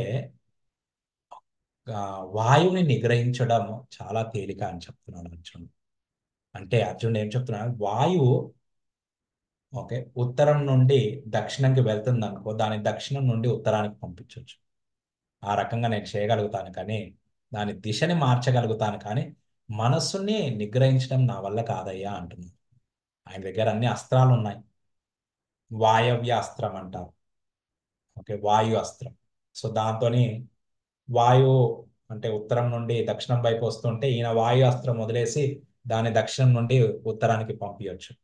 అలాంటి అస్త్రాలు, దివ్య అస్త్రాలు ఆయన దగ్గర ఉన్నాయి. సో అలా నేను నిగ్రహిస్తాను వాయువుని, కానీ మనసుని నిగ్రహించడం నా వల్ల కాదు. అందుకోసం నువ్వు చెప్పిన యోగా ఏదైతే ఉందో అది తేలిక అనిపించట్లేదు. ఇది ద్వాపర యుగాలో అర్జునుడు చెప్తున్నాడు, ఈ యోగా చాలా కష్టం నువ్వు చెప్పింది అంటున్నాడు. మళ్ళీ అందుకోసం చూశారు కదా అక్కడ ఏమేమి చెప్పారు, ఏకాంత స్థితికి వెళ్ళాలి, బ్రహ్మచర్యం పాటించాలి, ఓకే, మనోనిగ్రహం చేయాలి, ఇవన్నీ ఉన్నాయి. సో ఇవన్నీ ఎంత కఠినమో చూడండి. సో ఇవన్నీ చేయండి ధ్యానం చేయలేము. నిజమైన ధ్యానం అంటే అలా. ఓకే, సో మనకి ఒక పూట ఆహారం దొరకకపోతేనే చాలా కష్టం అయిపోతుంది. సో అందుకోసం ఇది ద్వాపర యుగాల 5000 సంవత్సరాల కింద అర్జునుడు అంటున్నాడు. అంటే యోగా అన్నది అష్టాంగ యోగా గురించి చెప్తున్నాడు ఇక్కడ అర్జునుడు. ఇది నా వల్ల కాదు అని చెప్తున్నాడు. సో అయితే కృష్ణుడు దానికి సమాధానం ఏం చెప్తున్నాడు? శ్రీ భగవాన్ ఉవాచ అసంశయం మహాబాహో మనో దుర్నిగ్రహం చలం అభ్యాసేన తు కౌంతేయ వైరాగ్యేన చ గృహ్యతే. సో అసంశయం మహాబాహో, ఓ మహాబాహువులు కల అర్జున, ఓ కుంతి పుత్ర కౌంతేయ, ఓకే, సందేహం లేకుండా నువ్వు చెప్పింది కరెక్ట్, దీంట్లో సందేహమే లేదు, అసంశయం. ఓకే, మనస్సుని నిగ్రహించడము చాలా కష్టం, కానీ అభ్యాసము ద్వారా, వైరాగ్యం ద్వారా దాన్ని నిగ్రహించవచ్చు. ఇప్పుడు కృష్ణుడు ఇక్కడ చెప్పట్లేదు అంటే నువ్వు అష్టాంగ యోగా చేయాలన్నది, ఎందుకంటే ఆయన యుద్ధం చేయమంటాడు తర్వాత వెళ్ళేసి. కానీ ఏ యోగా చేయాలన్నా కానీ దానికి అభ్యాసం ఉండాలి, వైరాగ్యం ఉండాలి. వైరాగ్యం దేని నుండి? నాకు ఇలానే కావాలనుకున్న దాని నుండి వైరాగ్యం, ఆసక్తి నుండి, ఆ కర్మ ఫల ఆసక్తి నుండి వైరాగ్యం ఉండాలి, మళ్ళీ అభ్యాసం ఉండాలి. సో అభ్యాసం ద్వారా మనం ఏ యోగా అన్నా చేయొచ్చు అనమాట, కర్మయోగా కానీ ధ్యాన యోగా కానీ. మళ్ళీ అసంయ అసంయతాత్మనా యోగో దుష్ప్రాప్య ఇతి మే మతి వశ్యాత్మనా తు యతతా శక్యో అవాప్తుం ఉపాయతః. సో ఎవరైతే ఈ మనస్సుని ఎవరైతే ఆ, వశంలోకి పెట్టుకోరో వాళ్ళకి యోగా చేయడము దుష్ప్రాప, చాలా కఠినం. కానీ ఎవరైతే ఆ మనస్సుని వశంలో పెట్టుకుంటారో వాళ్ళు యోగా, ఓకే, యోగ సాధన చేయొచ్చు. ఇది నా అభిప్రాయం, ఇది ఇతి మే మతి, అంటే ఇది నా అభిప్రాయం అని అర్జున అంటున్నాడు. ఓకే, సో ఇక్కడ మనం ఏం చూసామో 28లో, భగవంతుని దివ్యమైన ప్రేమయుత సేవలో మహోన్నతమైన ఆనందాన్ని పొందడము, భగవంతుని సర్వత్రా దర్శించడం 29, 30లో, 31లో భగవంతుడు మరియు పరమాత్ముడు ఒక్కడేనని ఆయన సేవలో నెలకొన్న యోగి సర్వదా ఆయనతో ఉంటారు. 32లో ఉత్తమ యోగి. 33లో అర్జునుడు ఆయన ప్రశ్న చెప్తున్నాడు, మనసు చంచలము మరియు అస్థిరం కాబట్టి నువ్వు తెలిపిన యోగా పద్ధతి అసాధ్యముగా కనిపిస్తున్నది. 24లో మనస్సుని నిగ్రహించుట చాలా కఠినం. సో 35లో భగవంతుడు చెప్తున్నాడు, ఎస్బియు అంటే శ్రీ భగవాన్ వాచ, ఓకే, తగిన సాధన మరియు వైరాగ్యం ద్వారా అది సాధ్యమవుతుంది. 36లో మనసు నిగ్రహించినచో ఆత్మానుభూతి కఠినమైన కార్యము. ఓకే, సో ఇప్పుడు అర్జునుడు మళ్ళీ ప్రశ్న అడుగుతున్నాడు. ఓకే, విజయవంతం కాని యోగి గమ్యం. అర్జున ఉవాచ అయతి శ్రద్ధయోపేతో యోగశ్చలితమానస అప్రాప్య యోగ సంసిద్ధం కాం గతిం కృష్ణ గచ్చతి.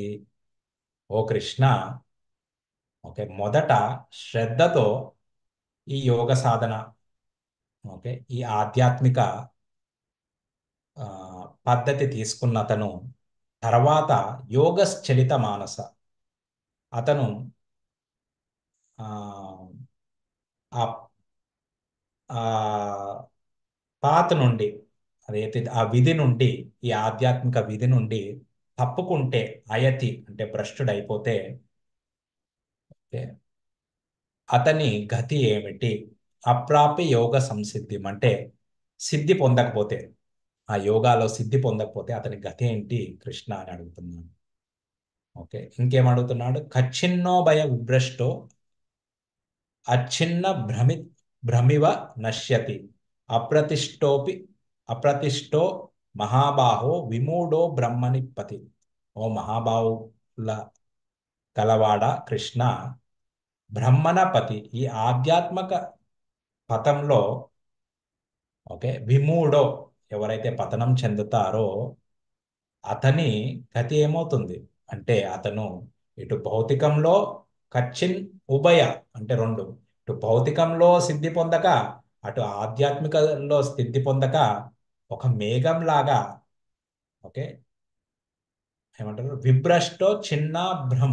చిన్నాభ్రం అంటే ఈ మేఘము అంటే గాల్లో ఎటో కొట్టుకుపోయినట్టు అలా అతని జీవితం కూడా ఎటు కాకుండా ఇటు కాకుండా అటు కాకుండా అటు ఆధ్యాత్మికం కాకుండా భౌతికం కాకుండా అతను నశిస్తాడా అని అడుగుతున్నాను. ఏతన్మే సంశయం కృష్ణ చెత్తుం అర్హసి విశేషత, సారీ, చెత్తుం అర్హసి అశేషత, త్వదన్య సంశయస్యాస్య చెత్తా నహి ఉపపద్యతే. ఓ కృష్ణ, ఏతన్మే సంశయం, ఇది నా సందేహం, దీనిని చెత్తుం అర్హసి అశేషత, దీన్ని తొలగించేది కేవలం నువ్వే. ఈ యొక్క నా సందేహాన్ని, దీన్ని నువ్వు తప్ప ఇంకా ఎవ్వరు తొలగించరని నేను అనుకుంటున్నాను. ఇక్కడ నాకు ఎవరు ఉపపద్యతే, నాకు ఎవరు ఇక్కడ కనిపించట్లేదు నువ్వు ఈ సందేహాన్ని తీర్చడం తప్ప. సో భగవంతుడు సమాధానం చెప్తున్నాడు అనమాట. సో ఎవరైతే ఈ యోగ సాధన తీసుకొని, ఓకే, ఏ యోగాలో కానీ ప్రాక్టీస్ చేస్తూ మధ్యలో వదిలిపెడితే వాళ్ళ గతి ఏంటి అన్నది ఇప్పుడు కృష్ణుడు వివరంగా చెప్తాడనమాట, 40 నుండి 45 వరకు. శ్రీ భగవాన్ ఉవాచ పార్థ నైవేహ నాముత్ర వినాశస్తస్య విద్యతే నహి కళ్యాణకస్ కృత్కశ్చిత్ దుర్గతిం తాత గచ్చతి. సో ఓ పార్థ, భగవంతుడు చెప్పు, ఓ పార్థ, ఎవరైతే, ఓకే, కళ్యాణ కృత్కశ్చిత్, కళ్యాణ కృత్కశ్చిత్ అంటే ఏమంటున్నారంటే ఉమ్, శుభకార్యాలలో, ఎవరైతే శుభకార్యాలలో నెలకొన్న యోగి, ఓకే, నైవేహ నాముద్ర, ఈ లోకంలో కానీ పరలోకంలో కానీ, లేకుంటే ఈ జీవితంలో కానీ వచ్చే జన్మలో కానీ, వాళ్ళకి వినాశస్తస్య విద్యతే, వాళ్ళకి వినాశం ఉండదు. ఓకే, తాత నహి కళ్యాణ కృత్కశ్చిత్ దుర్గతిం తాత గచ్చతి. తాత అంటే ఓ మిత్రమా, ఎవరైతే మంచి పనులలో నెలకొని ఉంటారో, శుభకార్యాలలో నెలకొని ఉంటారో, వాళ్ళకి చెడుచే, దుర్గతిం అంటే చెడుచే ఎప్పుడు ప్రభావితుడు కాడు, వాళ్ళకి ఏమీ, ఓకే, చెడు కలగదు అని చెప్తున్నాను అనమాట. సో మంచి చేసే వారికి, సో గుర్తుపెట్టండి, మంచి చేసే వాళ్ళకి చెడుచే ప్రభావితులు కారు. మంచి అంటే ఏంది? శాస్త్రాల ద్వారా మంచి చేయడం. ఇంకా 41, ప్రాప్య పుణ్య కృతాం లోకాన్ ఉషిత్వా శాశ్వతి సమః శుచితాం శ్రీమతాం గేహే యోగ భ్రష్టో విజాయతే. యోగ భ్రష్టో అంటే ఈ యోగాలో ఎవరైతే భ్రష్టులయ్యారో, ఎవరైతే ఆ మార్గం తప్పారో, సో వాళ్ళు ఏమవుతుంది, ప్రాప్య పుణ్యం కృతాం లోకాన్, వాళ్ళు పుణ్యలోకాలకి వెళ్ళి ఉషిత్వా శాశ్వతి మత, ఎన్నో ఎన్నో సంవత్సరాల వరకు వాళ్ళు ఆ ఇంద్రియ భోగము చేసిన తర్వాత, ఎందుకంటే యోగ భ్రష్టు అంటే ఆ మార్గాన్ని ఎందుకు తప్పారంటే ఆ ఇంద్రియ భోగానికి మళ్ళీ ప్రభావితమయ్యి మార్గం తప్పిన వాళ్ళు. సో వాళ్ళు ఎక్కడికి వెళ్తారు, ఎందుకంటే వాళ్ళు ఆ యోగ సాధన చేశారు కాబట్టి వాళ్ళు పుణ్యలోకాలకి అంటే స్వర్గానికి వెళ్ళే అవకాశం ఉంది. అక్కడ వెళ్ళి ఎంతో భోగం చేసేసి మళ్ళీ జన్మిస్తారు. ఎక్కడ జన్మిస్తారు? శుచినాం శ్రీమతాం గేహే, ఎవరైతే ధర్మాత్ముల ఇంట్లలో కానీ ధార్మిక జనుల ఇంట్లో కానీ, శ్రీమతాం, శ్రీమతాం అంటే ధనికులు, ఎవరైతే చాలా ధనవంతుల ఇంట్లలో వాళ్ళది జన్మ వాళ్ళకి దక్కుతుంది. సో దాని తర్వాత ఏమవుతుంది, సో ఎప్పుడైతే అలా ధర్మాత్ముల ఇంట్లో కానీ ధనికుల ఇంట్లో పుడితే వాళ్ళకి యోగా మళ్ళీ చేయడానికి తేలిక అవుతుంది, వాళ్ళకి ఎక్కువ కష్టపడనక్కర్లేదు. ఇంకా ఏం చెప్తున్నారు, అథవా యోగి నామేవ కులే భవతి ధీమతాం ఏతత్తి దుర్లభతరం లోకే జన్మ యదీదృశం. ఇంకా ఎవరైతే ఇంకా ఎక్కువ ఉన్నతులు అయిన వారు, అంటే మొదట్లోనే ప్రారంభ స్థితిలోనే పతనం అయిపోతే వాళ్ళు స్వర్గానికి వెళ్ళి మళ్ళీ రావడం జరుగుతుంది.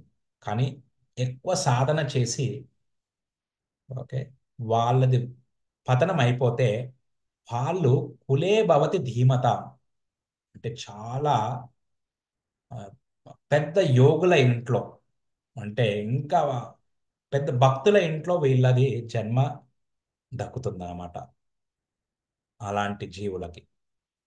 ఓకే, సో అప్పుడు ఇక్కడ మీరు చూసారనుకోండి, ఇక్కడ వాళ్ళు ఆల్రెడీ భక్తులు, వాళ్ళ ఇంట్లో ఆ వ్యక్తి జన్మ తీసుకుంటాడు. ఏతద్ది దుర్లభతరం లోకే జన్మ ఈదృశం. ఇలాంటి జన్మ చాలా దుర్లభమైంది అని, ఈ లోకంలో ఇలాంటి జన్మ చాలా దుర్లభమైంది. మళ్ళీ తత్రతం బుద్ధి సంయోగం లభతే పూర్వదేహికం యతతే చ తతో భూయ సంసిద్ధో కురునందన. సో ఓ కురునందన, ఓకే, ఈ రకంగా ఎవరైతే అలా జన్మ తీసుకుంటారో పౌర్వదేహికం, పూర్వజన్మల ఏదైతే అభ్యాసం ఉందో ఆ అభ్యాసంతోని ఏం చేస్తారు, మళ్ళీ ప్రయత్నించి భూయ సంసిద్ధం, వాళ్ళు జీవితాన్ని పరిపూర్ణం చేసుకోవడానికి ప్రయత్నిస్తారు. 44 పూర్యాభ్యాసేన తేనైవ రియతే అవశ్యోపి స జిజ్ఞాసురపి యోగస్య శబ్ద బ్రహ్మాతి వర్తతే. సో ఆ పూర్వాభ్యాసం వల్ల అలా జన్మ తీసుకున్న వాళ్ళు చిన్నప్పటి నుండే వాళ్ళు కోరకుండానే ఆకర్షితులైపోతారు. ఓకే, వాళ్ళు జస్ట్ భక్తులను చూడగానే భక్తి చేయాలనుకుంటారు. వాళ్ళ తల్లిదండ్రులు అగర్ వాళ్ళు భక్తులు కాకున్నా కానీ వాళ్ళు ఆటోమేటిక్గా భక్తులు అవుతూ ఉంటారు. ఓకే, జిజ్ఞాసులు, అలాంటి జిజ్ఞాసులో శబ్ద బ్రహ్మ అతివర్తతే. ఓకే, ఈ శాస్త్రాలకి అతీతంగా ఉంటారు. అంటే కొన్ని కొన్ని నియమాలు వాళ్ళు పాటించకపోవచ్చు, ఎందుకంటే భక్తిని కేంద్రంగా పెట్టుకొని వాళ్ళు చేసే వాళ్ళకి అలాంటిది నివర్తి, ఓకే, అప్లై అవుతుంది అనమాట. 48లో ప్రయత్నాత్ అద్యతమ మానస్తు యోగి సంశుద్ధి కిల్బిష అనేక జన్మ సంసిద్ధ స్తతో యతి పరాంగతి. ఓకే, సో ఇక్కడ ఏమంటున్నారంటే 45లో సమస్త కల్మషాల నుండి శుద్ధి పడిన యోగి, యోగి సంశుద్ధి కిల్బిష. ఓకే, సో అతను మరింత పురోగతికై శ్రద్ధతో యత్నించినప్పుడు, అంటే ప్రయత్నించినప్పుడు, ఓకే, సో అనేక జన్మ సంసిద్ధ, అనేక జన్మల తర్వాత ఓకే, వాళ్ళు పరమగతిని చేరుతారు అని చెప్తున్నారు అనమాట. సో ఈ యోగం తర్వాత అంటే భగవంతుడి లోకానికి వెళ్ళడానికి ఒక జన్మ పట్టకపోవచ్చు, ఓకే, అందరి యోగులకు. సో కానీ అన్ని కిల్బిషాలు అంటే అన్ని ఈ కర్మల కర్మ ఫలాల నుండి ముక్తులై ప్రయత్నిస్తూ అనేక అనేక జన్మల తర్వాత ఈ యోగా ద్వారా పరమగతిని పొందొచ్చు. సో మళ్ళీ ఒకసారి అర్జునుడు ప్రశ్న అడిగాడు. మొదట ఆత్మానుభూతి మార్గం శ్రద్ధతో అంగీకరించినను తర్వాత లౌకిక భావన చేత దానిని విడిచి విఫలుడైన యోగి గతి ఏమిటి? సో ఇంకేమంటున్నాడు 38 ఏ రంగంలోని స్థానం లేకుండా చెదిరిన మేఘంలాగా నశింపడా. 39లో ఈ సందేహాన్ని తొలగించగలిగేవారు నీవు తప్ప ఇంకొకరు లేరు. భగవంతుడు దీనికి సమాధానం 40లో ఇస్తుంది. శుభకార్యాలలో నెలకొన్నట్టి యోగి ఈ లోకంలో గాని పరలోకంలో గాని వినాశము చెందడు. 41లో ఏం చెప్తున్నా, ధార్మిక జనులు లేదా ధనిక వంశంలో అతను జన్మిస్తాడు. అదే సుదీర్ఘమైన యోగ సాధన, చాలా కాలం యోగ సాధన చేసిన వారికి విఫలుడైతే అతను మహాజ్ఞానవంతులైన యోగుల వంశంలో జన్మిస్తాడు. 43లో పూర్వజన్మలో దివ్య చైతన్యమును పునరుద్ధరించుకొని విజయానికి తిరిగి ప్రయత్నిస్తాడు. 44లో అప్రయత్నంగానే యోగ నియమాల వైపుకి ఆకర్షితుడవుతాడు. సో ఎవరైతే పూర్వజన్మలో చేసేవారు. సో 45లో ఇది సమ్మరీ అనమాట. అనేక జన్మల సాధన తర్వాత పూర్ణత్వమును పొంది అంత్యమున పరమగతిని పొందుతాడు. So 46, 47 conclusion. తపస్విభ్యోధికో యోగి జ్ఞానిభ్యోపి మతోధిక కర్మిభ్యోశ్చధికో యోగి తస్మాద్ యోగి భవార్జున. సో అందరి తపస్విలలో, సో ఇక్కడ ఏం చెప్తున్నారు, యోగి తపస్వి జ్ఞాని కంటే, జ్ఞాని కామ్యకర్మలు చేసే వ్యక్తి కన్నా ఉత్తమము. సో అందుకని అర్జున అన్ని సమయాలలో యోగిలాగా ఉండు అని చెప్తున్నారు. ఇంకా సో మళ్ళీ అందరి యోగులలో ఉత్తమ యోగి ఎవరో 47లో యోగినామపి సర్వేషాం మద్గతేన అంతరాత్మన శ్రద్ధావాన్ భజతే యో మాం సమేయుక్త తమోమత.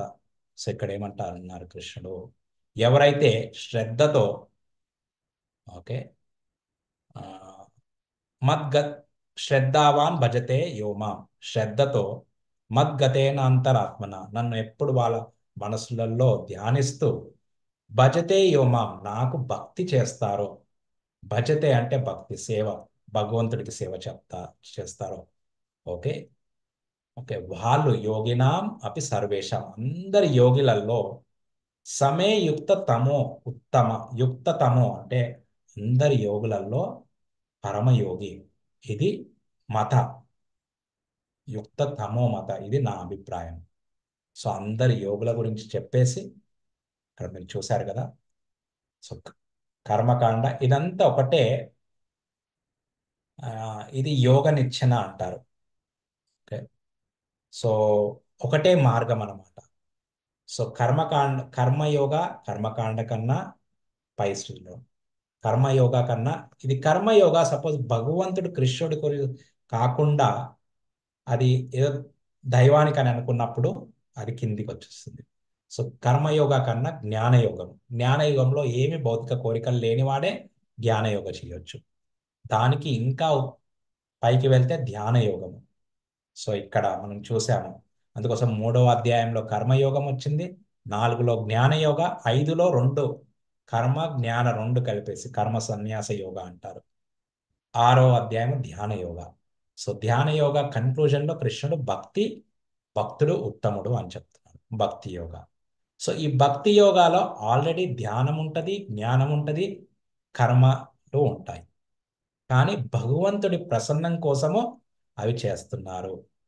కృష్ణుడు చెప్పాడు కదా ఇక్కడ, శ్రద్ధావాన్ భజతే యోమా మద్గతేనంతరాత్మన. సో ఆయన్ని ఎప్పుడు ధ్యానిస్తూ ఆ శ్రద్ధతోని ఆయనకి భజన చేయడం. భజన అన్నప్పుడు, భజతే అన్నప్పుడు ఆయన ప్రసన్నం కోసం, పూజ అన్నప్పుడు లాభం కోసం. సో ఈ ధ్యాన యోగుల యొక్క పరిపూర్ణతం చెందిన వ్యక్తి బ్రహ్మం సాక్షాత్కారం, అంటే ఆ బ్రహ్మజ్యోతి సాక్షాత్కారం. కానీ వాళ్ళు భక్తుల సాంగత్యంలోకి వచ్చినప్పుడు మళ్ళీ ఆ భక్తి యోగంలోకి వస్తారు. అలాగే ధ్యాన యోగ పరిపూర్ణ చెందిన వ్యక్తి పరమాత్ముడి యొక్క సాక్షాత్కారాన్ని పొందుతాడు. ఆ పరమాత్ముని సాక్షాత్కారం పొందిన తర్వాత, ఓకే, కొంతమంది భావన సరి లేకపోతే పరమాత్మ నేను ఒకటే అనుకుంటారు. కానీ ఎవరైతే భావన బాగుంటుందో, వాళ్ళు గురువుల ఆదేశంతో ఆ ధ్యానం చేసిన వారైతే పరమాత్మ సాక్షాత్కారం తర్వాత భగవంతుడి సాక్షాత్కారం వస్తుంది. అలా అప్పుడు భక్తి చేస్తారు. సో ఇది మనము చూసాము లాస్ట్ టైం కూడా. ఎవరైనా కానీ ఎలాంటి పరిస్థితుల్లో ఉన్నా కానీ భక్తుడి సాంగత్యంతోనే వాళ్ళు డైరెక్ట్ భక్తి ప్రాక్టీస్ చేసేసి భగవంతుడి ప్రేమని, కృష్ణ ప్రేమని పొందొచ్చు.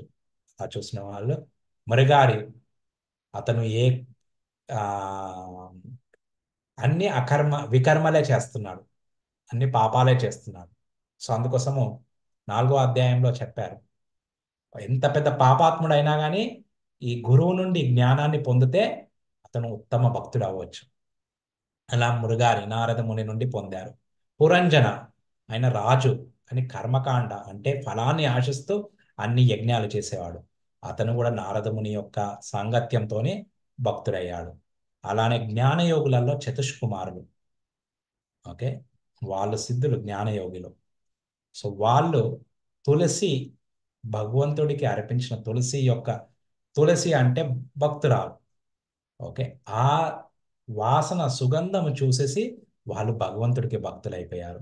అలానే ధ్యాన యోగ ధ్రువుడు నారదుని సాంగత్యంకి వచ్చేసి ధ్యానము చేసి, ఓకే, ఆ భగవంతుడి యొక్క దర్శనం పొందగలిగారు. సో ఆ రకంగా ప్రహ్లాదుడు చెప్తున్నాడు ఈ భక్తిని ఎలా చేయొచ్చు. సో భాగవతం 7వ స్కందము 5వ అధ్యాయం 23వ శ్లోకాలో నవవిధ భక్తి గురించి చెప్పారు. శ్రవణము అంటే వినడం ద్వారా భగవంతుడి గురించి, కీర్తనము భగవంతుని కీర్తించడం ద్వారా, భగవంతుడి నామము, రూపము, గుణాలు, లీలలు కీర్తించడం ద్వారా, విష్ణు స్వరము, స్మరణం అంటే ఎవరిని ధ్యానం చేయాలి, ఎవరిని, ఓకే, స్మరించాలి, విష్ణువుని. సో అందుకోసం పాద సేవనం, విష్ణు పాదసేవనం, అర్చనం అంటే పూజలు అర్చనం అంటే దేవుణ్ణి ఆరాధించడం, వందనము దాస్యం, వందనం అంటే నమస్కారం పెట్టడం, దేవుడికి వెళ్ళి నమస్కారం పెడితే కూడా అంటే దండం పెడితే కూడా అది కూడా ఓకే భక్తి. దాస్యం ఓకే భగవంతుడికి సేవలు చేయడం దాసుడిలాగా. సాఖ్యం ఓకే ఒక సకాలా కూడా సేవలు చేయొచ్చు. ఆత్మ నివేదన మొత్తం ఆయనకు సమర్పించవచ్చు. ఓకే ఈ వీటికి ఉదాహరణలు శ్రవణం వచ్చేసి పరీక్షిత్ మహారాజు, కీర్తనం వచ్చేసి సుఖదేవ గోస్వామి ఇక్కడ కూర్చొని చెప్తున్నారు, విష్ణు స్మరణం వచ్చేసి ప్రహ్లాదుడు, పాదసేవనం వచ్చి లక్ష్మీదేవత, అర్చనం వచ్చేసి పృథు మహారాజు, వందనం వచ్చేసి అక్రూర, దాస్యం వచ్చేసి హనుమంతుడు, సాక్యం వచ్చేసి అర్జునుడు, ఆత్మ నివేదనము బలిచక్రవర్తి. సో ఈ రకంగా ఈ నవవిధాలో ఈ నవ అంగాలు ఓకే ఈ భక్తి చేసేసి వీళ్ళు ఓకే పవిత్రులయ్యారు అంటే భగవంతుని పొందారు. సో వీళ్ళు పర్ఫెక్ట్ అన్నమాట. సో మనము వీటిని ఒక్కదానికైనా కానీ ఆకర్షితులై ఉండొచ్చు, ఇప్పుడు ఇంకా ఎక్కువ అంగాలన్నా చేసుకోవచ్చు. సో ఈ రకంగా భక్తి చేయొచ్చు. సో ఇప్పుడు కృష్ణుడు ఇదంతా చెప్పిన తర్వాత సో మనం ఒకసారి మొత్తం అధ్యాయము 1 నుండి 9 శ్లోకాలకి సో కృష్ణుడు యోగారూఢ యోగారుక్షు మొదటి దశ ఓకే ఆరంభ స్థితి, మళ్ళీ ఉత్తమ స్థితి గురించి చెప్పారు. తర్వాత 10 నుండి 32 వరకు ఈ అష్టాంగ యోగ సాధన ఎలా ఎలా చేస్తారన్నది అన్ని చెప్పారు. ఇక్కడ ప్రాణాయామ గురించి 4వ అధ్యాయంలోనే చెప్పారు 29వ శ్లోకాలు. ఇక్కడ ప్రాణాయామ గురించి ఏమీ చెప్పలేదు. ఓకే సో మళ్ళీ 35లో ఆ శ్లోకాలలో అర్జునుడు ప్రశ్న అడుగుతారు, ఇది నాకు వీల్ ఇది కష్టము, ఈ యోగా ఆ, సాధన చేయడం చాలా కష్టము. సో కృష్ణుడు ఎలా చేయాలని చెప్తారు. మళ్ళీ భ్రమితుడైన ఆ యోగి గతి ఏంటో దాని గురించి కూడా కృష్ణుడు వివరంగా చెప్పాడు. చెప్తూ చెప్తూ అందరి యోగులలో భక్తి యోగి ఉత్తముడు ఓకే అని చెప్పారు. సో ఇలా చెప్పిన తర్వాత ఇప్పుడు 7 నుండి 12 అధ్యాయాలలో భక్తి యోగా గురించి వివరంగా చెప్తారు కృష్ణుడు. హరే కృష్ణ కృష్ణ కృష్ణ హరే హరే, హరే రామ రామ రామ హరే హరే. శ్రీల ప్రభుపాదకి జయ. హరే కృష్ణ.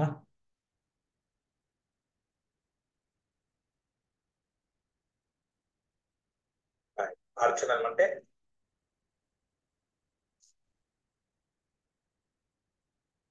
హరే కృష్ణ ఓకే.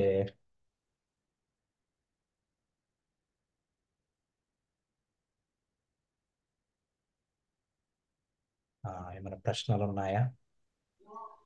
హరే కృష్ణ హరే స్వామీజీ. కృష్ణ. హరే కృష్ణ. ఎస్ చెప్పండి మమ్మీ, చెప్పండి.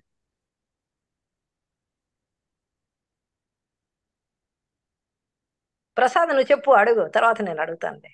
సరే అక్క. ప్రభుజీ నమస్కారం. హరే కృష్ణ. హరే కృష్ణ. మీరు చెప్పింది 9 రకాల భక్తి మార్గాలు ఉన్నాయి. శ్రవణము, దాస్యము, స్మరణము అని ఉన్నాయి కదా. అవును. వీటి ద్వారా మనం పరమాత్మను చేరుకోవచ్చు. మరి ఇందులో ఎక్కడ కూడా గురు సేవ అని గాని గురువు ఇచ్చే మంత్రం అని గాని ఏం లేదే. అవి లేకుండా చేరుకోవచ్చా, అవి ఉన్నా చేరుకోవచ్చా? అక్కడ మనము చూసుకున్నాం అనుకో, వీళ్ళందరికీ గురువులు ఉన్నారు. ఓకే ఇప్పుడు అది సుఖదేవ్ గోస్వామికి గురువు వచ్చేసి వ్యాసదేవుడే. మనం భాగవతం చూసుకున్నారనుకోండి, నేను అవును. ఈ భాగవతం మా నాన్న నుండి విన్నాను అని చెప్తున్నారు.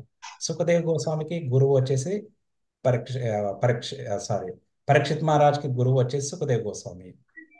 ఓకే అలా ఇప్పుడు లక్ష్మీ దేవతకి మనం 4 సంప్రదాయాలు చూసుకున్నామంటే విష్ణు ఓకే కృష్ణుడే లక్ష్మీదేవకి జ్ఞానాన్ని ఇచ్చాడు.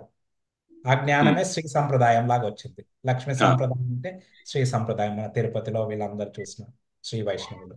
ఓకే హనుమంతుడికి ఇంకా భగవంతుడు డైరెక్ట్ ఓకే గురువు. ఓకే అలా యాక్చువల్గా ఇప్పుడు హనుమంతుడికి కూడా చూసామనుకోండి, కృష్ణుడు ఫస్ట్ హనుమంతుడికి అంత ఇది ఇవ్వడు, ఎందుకంటే లక్ష్మణుడిని ఫస్ట్ ఆరాధించకపోయా ఓకే ఆరాధించాడు కాబట్టి ఇది రాముడు ఆయనకి పత్తా ఇవ్వడు. తర్వాత ఆ, ఎప్పుడైతే లక్ష్మణ్కి కూడా మాల వేస్తాడో అప్పుడు ఆయన ఆయనని రికగ్నైజ్ చేస్తారు. ఓకే. సో ఆ రకంగా మనం చూసామనుకో వీళ్ళందరినీ వాళ్ళకి గురువులు ఉన్నారు. సో మనము ఈ గురువుతోనే మనం ఇవన్నీ తెలుసుకోవచ్చు. ఉమ్, ఇవాళ నేను ఒక భాగవతం శ్లోక చెప్తున్నప్పుడు సుఖదేవ్ గోస్వామి 2వ స్కందంలో ఆయన స్టార్ట్ చేస్తారు ఆయన ప్రవచనం. నేను ఈ భాగవతాన్ని మా నాన్న దగ్గర విన్నాను, నేను ఇప్పుడు నీకు చెప్పబోతున్నాను అని చెప్తాడనమాట. ఉమ్, సో అక్కడ ఆచార్యులు రాస్తారనమాట. మనకి ఒక మెడికల్ ప్రాక్టీషనర్కి కూడా ఎన్ని పుస్తకాలు చదివినా కానీ ఇంటికి తెచ్చుకొని అతను డాక్టర్ కాలేడు. డాక్టర్ కావాలంటే ఒక డాక్టర్ దగ్గరికి వెళ్ళి ఆ విద్యను నేర్చుకోవాలి. ఉదాహరణకి ఏంటంటే ఇప్పుడు మా అమ్మ మాతాజీ అమ్మ వాళ్ళందరూ ఉన్నారు. సో వాళ్ళని అడిగామనుకోండి, ఎంతమంది అన్నా రెసిపీని గుర్తుపెట్టుకోవచ్చు మనం. కానీ వంట చేయాలంటే ఎవరికి వంట వచ్చో వాళ్ళకి హెల్ప్ చేసి వాళ్ళ దగ్గర వెళ్ళి వాళ్ళ పక్కన ఉండి నేర్చుకుంటేనే వంట నేర్చుకోవచ్చు. మనం రెసిపీ నేర్చుకొని 100కి 100 మార్కులు తెచ్చుకోవచ్చు. కానీ వంట చేయాలంటే ప్రాక్టికల్ చేయాలంటే పక్క నుండే నేర్చుకోవాలి. అలానే అవును. సర్జరీ చేయాలన్నా కానీ మెడిసిన్ చేయాలన్నా కానీ అక్కడ వెళ్ళి నేర్చుకోవాలి. సో గురువు దగ్గరికి వెళ్ళినప్పుడు మనం చదివి ఊహించింది మనకి ఏమైతే ఎక్స్పీరియన్స్ ఉందో అలాగనే ఊహిస్తాం మనం. మనం చెయ్యంది దాని గురించి ఊహించాం. ఆ, అంతేనా? సో ఇప్పుడు అవును. మనకి ఏదైనా వంటకాలు ఉన్నాయనుకో, ఇప్పుడు హర్సెలు ఉన్నాయి. సో హర్సెల్ అంటే ఇలా ఉంటాయి, నార్త్ ఇండియన్కి వాళ్ళు ఎప్పుడు తినలేరు. ఈ రకంగా బెల్లంతో ఉంటుంది, పిండితో ఉంటుంది అనుకుంటే వాళ్ళు బెల్లంతో పిండితో చేసిన రుచి ఎలా ఉంటుందో అలానే ఆలోచిస్తారు వాళ్ళు. అవును. ఓకే. సో అందుకోసము గురువు దగ్గరికి వెళ్ళినప్పుడు మళ్ళీ ఇప్పుడు ఇక్కడ శాస్త్రం చెప్పినప్పుడు ఆ గురువు భగవంతుడికి సేవ చేస్తున్నారు కాబట్టి మన హృదయంలో ఆ జ్ఞానాన్ని ప్రసాదిస్తారు. మనం ఆ సేవల ద్వారా, అందుకోసం తద్విద్ది ప్రణిపాతేన పరిప్రశ్నేన సేవయ, సేవ అన్నది ఉన్నది. పరిప్రశ్న అంటే భగవంతుడి గురించి ప్రశ్నలు అడిగి మనము సమాధానాలు తెలుసుకోవాలి, సేవ కూడా చేయాలి. ఈ రెండిటి ద్వారా మనకి ఆయన దగ్గర ఉన్న ఆత్మ దర్శనము, ఓకే, తత్వ దర్శనాన్ని వస్తుంది కదా, ఆ తత్వాన్ని దర్శనం చేసుకున్న జ్ఞానాన్ని అంతా మనకి ప్రసాదిస్తాడు. మనకి ఎవరైతే మనకి సేవ చేస్తారో నిస్వార్థంగా, వాళ్ళు అడగకుండానే మనం ఎక్కువ ఇచ్చేస్తూనే ఉంటాం వాళ్ళకి. కానీ ఎవరైతే మనకి ఏమి సేవ చేయకుండా మన దగ్గర నుండి ఏదో లాక్కోవాలనుకున్నారనుకో, వాళ్ళకి ఇస్తామా? ఆ, ఇవ్వము. సో ఇది చూడండి, ఇవి నేనైతే ఏదైతే ఉదాహరణలు చెప్తున్నానో ఇది ఆత్మకి సంబంధించింది. అందుకోసము ఈ ఉదాహరణలు కూడా శాశ్వత సనాతనం అన్నమాట. అన్ని చోట్ల ఇది వర్తిస్తుంది. అందుకోసం మన సనాతన ధర్మము, వైదిక శాస్త్రాలు అందరికీ అబ్బుతాయి, అన్ని చోట్ల అబ్బుతాయి, అన్ని పరిస్థితుల్లో అబ్బుతాయి. ఓకే. ఎందుకంటే ఇది మన ఆత్మతో సంబంధించింది కాబట్టి సో అవి అబ్బుతాయి అన్నమాట. ఓకే. సో ఇది షార్ట్ కట్ అన్నది ఏమీ లేదు. అదే. భగవంతుడు ఇచ్చిందే షార్ట్ కట్. గురువు దగ్గరికి వెళ్ళి నేర్చుకోవాలి. ఆ ఆ, గురువులు ఎవరైతే సాంప్రదాయాలు వచ్చారో వాళ్ళు గురువులు. లేకపోతే ఏమవుతుందంటే ఆ సంప్రదాయంలో రాకపోతే, ఈ పద్మపురాణంలో ఈ 4 సంప్రదాయాలు చెప్పానుకో, మనని విష్ణువు దగ్గరికి చేర్చలేరు. ఇప్పుడు మనం 7 నుండి 12 అధ్యాయాల్లో చూస్తాం. ఓకే. ఇప్పుడు దేవి దేవతల ఆరాధన అని ఉంటుంది. సో మనం ఆ ఆరాధన అన్నది మనం లాభంతో చేస్తాం. అందుకోసం వాళ్ళ లోకాన్ని వరకే వెళ్ళగలుగుతాం. అదే. వాళ్ళు తక్కువ కాదు, వాళ్ళు కృష్ణుడే వాళ్ళని పెట్టారు ఆ పొజిషన్స్ లో. ఇంద్రుణ్ణి, చంద్రుణ్ణి, వరుణదేవుణ్ణి, వాయుదేవుణ్ణి అందరూ మనకి సహాయం చేస్తున్నారు. 3వ అధ్యాయంలో కూడా చెప్పారు. కానీ నీకు అది కావాలనుకుంటే అవే వస్తాయి. అవును. నేను కావాలనుకుంటే నాకు భక్తి చేయాలి. అవును. సో అది క్లియర్. ఓకే. మనకి అంటే అది లాస్ట్ టైం అమ్మగారు చెప్పారు కదా, క్షీణే పుణ్య, ఓకే, మర్త్య విశంతిలోకే. సో ఇవన్నీ ఓకే వస్తాయి, మళ్ళీ క్షీణిస్తాయి. కానీ భగవంతుడి దగ్గరికి వెళ్ళాలంటే ఆ ఇప్పుడు మీరు మొదటి 2వ అధ్యాయం నుండి ఇక్కడ వరకు చూస్తూనే ఉన్నారు. కర్మఫలాన్ని ఆశించకు, కర్మఫలాన్ని ఆశించకు, ఇదే చెప్తూ వస్తున్నారు. ఉమ్. మళ్ళీ మనము దేవి దేవతల ఆరాధన చేసినప్పుడు, పూజలు చేసినప్పుడు అది వస్తుందా కర్మఫలాన్ని ఆశించకన్నది? కర్మఫలం కోసమే మనము అది చేస్తాం. అదే. ఓకే. కానీ మళ్ళీ అయితే విష్ణుమూర్తికి చేస్తే మనకి ఏమి రాదా? సుధామకి ఏమి రాలేదా? ఓకే. అర్జునుడికి ఏమి రాలేదా? బలి చక్రవర్తికి ఏమి రాలేదా? అందరికీ వచ్చింది. అంటే భగవంతుడికి చేసినప్పుడు ఏమవుతుందంటే, ఆ కృష్ణుడికి విష్ణుమూర్తికి చేసినప్పుడు మనకి ఏది అవసరమో అది ఆయన రాజ్యంకి వెళ్ళాలి, అది ఇస్తాడు. దేవి దేవతలకు చేసినప్పుడు ఏంటంటే, మనం ఏది కోరుకుంటే, మనం ఎంత తపస్సు చేసామో ఏది కోరుకుంటే అది వస్తుంది. అంత తపస్సు చేయాలి మనం. అది అందుకోసమే హిరణ్యకశిపుడికి, రావణుడికి, వీళ్ళందరికీ, అసురులకి, వాళ్ళందరికీ అడిగిన రకంగా బ్రహ్మదేవుడు, శివుడు వాళ్ళందరూ ఇస్తారు. కానీ అంతిమంలో వాళ్ళు కోల్పోతారు. ఎందుకంటే వాళ్ళు చీటింగ్ చేశారు. అవును. ఓకే. సో కానీ మనం అదే శివుడి దగ్గరికి, ఇప్పుడు గోపికలు కాత్యాయని వ్రతం చేస్తారు. అదే శివుడి దగ్గరికి, దుర్గాదేవి దగ్గరికి వెళ్ళేసి, అమ్మా నాకు కృష్ణుడి భక్తి, విష్ణు భక్తి ఇవ్వాలనుకుంటే వాళ్ళు ఎంతో ఆనందిస్తారు. ఎందుకంటే దుర్గాదేవి అన్నయ్య. అవును. ఓకే. మరొక కృష్ణుడు సందేహం ఉంది. చెప్పండి ప్రభుజీ. అదే ఇప్పుడు చెప్పిన భక్తుల జాబితాలో ప్రహ్లాదుడు ఉన్నాడు. ప్రహ్లాదుడికి గురువు ఎవరు? నారద ముని ఆయన గర్భంలో ఉన్నప్పుడే ఆ అమ్మకి ఆ, చెప్పాడు కదా. అది సో అంటే ఇప్పుడు మనం ఇప్పుడు హిరణ్యకశిపుడు అప్పుడు నేర్చుకుంది. వెళ్ళినప్పుడు ఆ, ఆ నారదుడి గురువు. ఆయన ఏంటంటే మహాపురుషుడు. యాక్చువల్గా ఇది నరసింహ పురాణంలో వస్తుందన్నమాట. ఉమ్. అయితే ఇప్పుడు కశ్యప ముని అంత పెద్ద వ్యక్తి. కశ్యప ముని ఆయనకి పుట్టిందెవరు? హిరణ్యకశిపుడు, హిరణ్యాక్షుడు. అవును. ఎందుకంటే కశ్యప ముని తప్పు సమయంలో సాంగత్యం చేశారు దితితో. అవును. అవును. అందుకోసం వాళ్ళు పుట్టారు. మళ్ళీ హిరణ్యకశిపుడికి ప్రహ్లాదుడు ఎలా పుట్టాడు? ఓకే. సో అయితే నరసింహ పురాణంలో ఏమొస్తుందంటే, సో హిరణ్యకశిపుడు వెళ్ళి తపస్సు చేసేటప్పుడు, ఓకే, ఈ నారదముని, పర్వతముని, పర్వతముని నారదమునితో ఎప్పుడు కలిసి ఉంటారు అన్నమాట, ఇద్దరు మిత్రులు. ఆ, సో వాళ్ళు ఒక ఆ, పక్షుల్లాగా అయిపోయి, పక్షుల మాదిరిగా వచ్చేసి ఆయన అంటే తపస్సు చేసేటప్పుడు, ఓకే, వెళ్ళేసి హిరణ్యాక్షుడు, హిరణ్యకశిపుడు తపస్సు చేస్తున్నారు. వెళ్ళేసి వాళ్ళు ఆ, ఓం నమో మంగళ. నారాయణ అంటారు ఆహా. అలాగా. ఆ, సో అప్పటికే విష్ణు అంటే వైరం, అవును. శత్రుత్వం. ఆ చప్పుడు, ఆ పక్షి ఏదైతే చప్పుడు చేస్తుందో చాలా పియర్సింగ్ గా ఉంటుంది, కుచ్చుకున్నట్టు ఉంటుంది. ఆ ఆ మాట వినేసి వాళ్ళు ఇక ధ్యానం చేయలేకపోతారన్నమాట. ఆహా. సో పైన హిమాలయ పర్వతాల నుండి కిందికి వస్తారు, మళ్ళీ చేయడం ప్రాక్టీస్ చేస్తారు. కానీ అది మాత్రం, ఆ మంత్రం వచ్చింది, అది పోవట్లేదు. నారదముని చెప్పింది పర్వతముని. ఆ, మళ్ళీ అది మర్చిపోవడానికి ఇక మళ్ళీ వచ్చేస్తారు వాళ్ళ రాజ్యానికి. వచ్చేసి రాజులు వాళ్ళు అప్పుడు ఇది కాలక్షేపం అంటే ఈ ఎంటర్టైన్మెంట్ కోసం అని వీళ్ళందరూ నృత్యం చేసేవాళ్ళు వీళ్ళందరూ ఉంటారు, యాక్టర్స్ వీళ్ళందరూ అవన్నీ వింటూ ఉంటారు. అయినా కానీ మర్చిపోడు, అదే మంత్రం గుర్తొస్తూ ఉంటుంది. ఓ, అయితే అప్పుడు వెళ్ళిపోయి, అది మర్చిపోవడానికి వెళ్ళిపోయి ఆ కయాదుతో, తన భార్యతో సాంగత్యం చేస్తాడు. సో అదే మంత్రం గుర్తు పెట్టుకుంటూ ఆడిని కలుస్తాడు. ఆ రకంగా ఆయన, ప్రహ్లాదుడు ఆ గర్భంలోకి ఎంటర్ అయ్యాడు. సో ఆ మనసులో అంటే భగవంతుని గుర్తు చేసుకుంటూ అలాంటి సంతానాన్ని పొందాడు కాబట్టి, తెలుసు. గర్భవతి అయింది కాబట్టి ఆ ఆ, మహాభాగవతుడు ఆ గర్భం. అందుకోసమే మనం భక్త ప్రహ్లాదుడు చూసినప్పుడు, ఇంద్రుడు ఆమెను తీసుకెళ్ళినప్పుడు, అయ్యా ఆమె అవును. కడుపులో ఉన్నది సాధారణ మనిషి కాదు, మహాభాగవత. సో ఇది అవును. నరసింహ పురాణంలో వస్తుంది అనమాట. అదే. నారదుడు అంటాడు. సో అందుకోసం నారదముని నా దగ్గర వదిలేసేయి, ఇక మహాభాగవత్ నా అంటే నేను ఇచ్చిన మంత్రంతోని ఈమె గర్భవతి అయింది. అందుకోసం ఆయనకి అది. చిన్నప్పటి నుండే ఆయన ఆయన నిత్య సిద్ధ అంటే డైరెక్ట్ ఆయన వైకుంఠం నుండి వచ్చిండు ప్రహ్లాదుడు. ఆ, అప్పుడు నరసింహస్వామి భక్తుడు.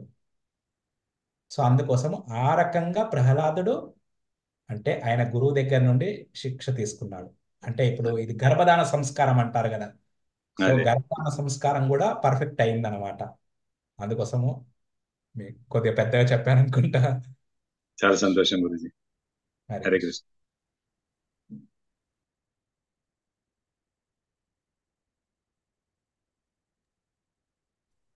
హరే కృష్ణ ప్రభుజీ. హరే కృష్ణ. ఇప్పుడు మనం ఇందాక ఒక శ్లోకంలో చూసాం కదా, ఉమ్. ఏంటంటే శుచీనాం శ్రీమతాం గేహే యోగ భ్రష్టో విజాయతే అని చదివాం. ఆ, ఆ, నాకు నేర్చుకున్నావా? ఆ, అయితే యోగ భ్రష్టుడు అయిన వాడు అంటే కొంతవరకు యోగం చేసిన తర్వాత ఆ అది చెడిపోయిన తర్వాత వాడు శుచీనాం శ్రీమతాం గేహే అని కొన్నాళ్ళు సుఖాలు అనుభవించి ఆ, తర్వాత మళ్ళీ వచ్చి పునర్జన్మ తీసుకుంటాడు, మంచి ఇంట్లో పుడతాడు అని అన్నాం. అవును. అంటే మరి దాని వలన ఫలితం మళ్ళీ పునర్జన్మ దొరికింది అంటే ఇంత యోగం చేసి కొంతవరకు వెళ్ళిన తర్వాత కూడా అది మళ్ళీ వెనక్కి బ్యాక్ టు నార్మల్ వచ్చేసినట్టే కదా. కానీ మళ్ళీ పుట్టినప్పుడు ఎలా మంచి ధార్మిక కుటుంబంలో, అంటే పుడతాడు. బ్రాహ్మణ కుటుంబంలో లేకుంటే ఉమ్, ధనిక కుటుంబంలో పుడుతున్నారు కాబట్టి సాధన కన్నా ఉపయోగపడుతుంది. లేకపోతే ధనిక కుటుంబంలో ఉండడం వల్ల అతను ఎక్కువ పరిశ్రమ చేయనక్కర్లేదు డబ్బుల గురించి. ఉమ్, దానికి చాలా సమయం ఉంటుంది ఆ భక్తి మళ్ళీ యోగ చే యోగ సాధన చేయడానికి. అది చూడండి, ఈ విషయాలు కొన్ని కొన్ని ఏంటంటే భగవంతుడు చెప్పినప్పుడు ఇది భక్తికి కూడా వర్తిస్తుంది. భక్తి ఉమ్. యోగికి కూడా, భక్తి చేసే వారికి కూడా. సో భగవంతుడు అన్ని కలుపుకొని చెప్తున్నాడు, యోగ పద్ధతి కూడా చెప్తూ. అందుకోసం భక్తి యోగాలో ధ్యాన యోగం కూడా ఉంది. అలాంటి భక్తుడైనా కానీ అందుకోసం ఇంకా ఎక్కువ అధిక యోగం చేసిన వాళ్ళకి, అంటే ఒక 70% 80% చేసిన వాళ్ళకి వాళ్ళు డైరెక్ట్ భక్తుల ఇంట్లో పుడతారు. సో ఇప్పుడు భ్రష్టుడయ్యాడంటే ఎలా భ్రష్టుడయ్యాడు? మళ్ళీ ఆ ఇంద్రియ తృప్తికి ఆకర్షుడయ్యి భ్రష్టుడయ్యాడు. సో ఆ కోరిక ఉంది కాబట్టి, అయ్యా నీకు కోరిక ఉంది కదా అన్నట్టు, సో భగవంతుడు ఎక్కడికి తీసుకెళ్ళాడు? స్వర్గానికి తీసుకెళ్ళాడు ఆ కోరికలు నెరవేర్చడానికి. స్వర్గంలో నెరవేర్చుకొని మళ్ళీ రావడము, అతనికి మళ్ళీ మంచి ఉత్తమ స్థితి ఇస్తాడు. సో అందుకోసం యోగాలో కర్మకాండ ద్వారా వెళ్తే పైకి వెళ్ళి మొత్తం కిందికే రావాలి. శుచినాం స్మృతాం గేహ లేదు కర్మకాండికి, అది. కానీ యోగికి శుచినాం శ్రీమతాం గేహే ఉంది. ఉమ్. అది. కానీ నాకు పద్ధతి. కష్టం అవుతుంది కాబట్టి ఇంకొంచెం అండి, ఇంకొక 1 minute. చెప్పండి చెప్పండి. నేను మీరు ఇప్పుడు చెప్పారు కదా, శ్రవణం కీర్తనం విష్ణు స్మరణం పాదసేవనం, దాని తలకు ఎవరెవరు ఏ దీంతో ముక్తి పొందారు? శ్రవణం అన్నది పరీక్షిత్ మహారాజ్ చెప్పారు కదా. ఆ, అలా కొంచెం చెప్పరా, అవి రాసుకుంటున్నాను నేను. కీర్తనము సుఖదేవ్ గోస్వామి, శుకదేవ గోస్వామి. ఆ, విష్ణు స్మరణం ప్రహ్లాదుడు, ప్రహ్లాదుడు. ఉమ్. పాదసేవ పాదసేవనం లక్ష్మీదేవత, లక్ష్మి, కరెక్ట్. అర్చన అర్చనం పృథు మహారాజ్, పృథు చక్రవర్తి. పృథు చక్రవర్తి. పృథు మహారాజ్. వందనం వందనం అక్రూర. అక్రూర్. ఆయన వందనాలు చేసుకుంటేనే మొత్తం పొద్దు నుండి సాయంత్రం వరకు మథుర ఆ, నుండి బృందావనంకి వెళ్ళే వరకు ఒక రోజు పట్టింది. ఆ, చూసుకుంటే 30 కిలోమీటర్లే ఉంది. అవునవును. దాస్యం హనుమంతుడు అన్నారా? హనుమంతుడు.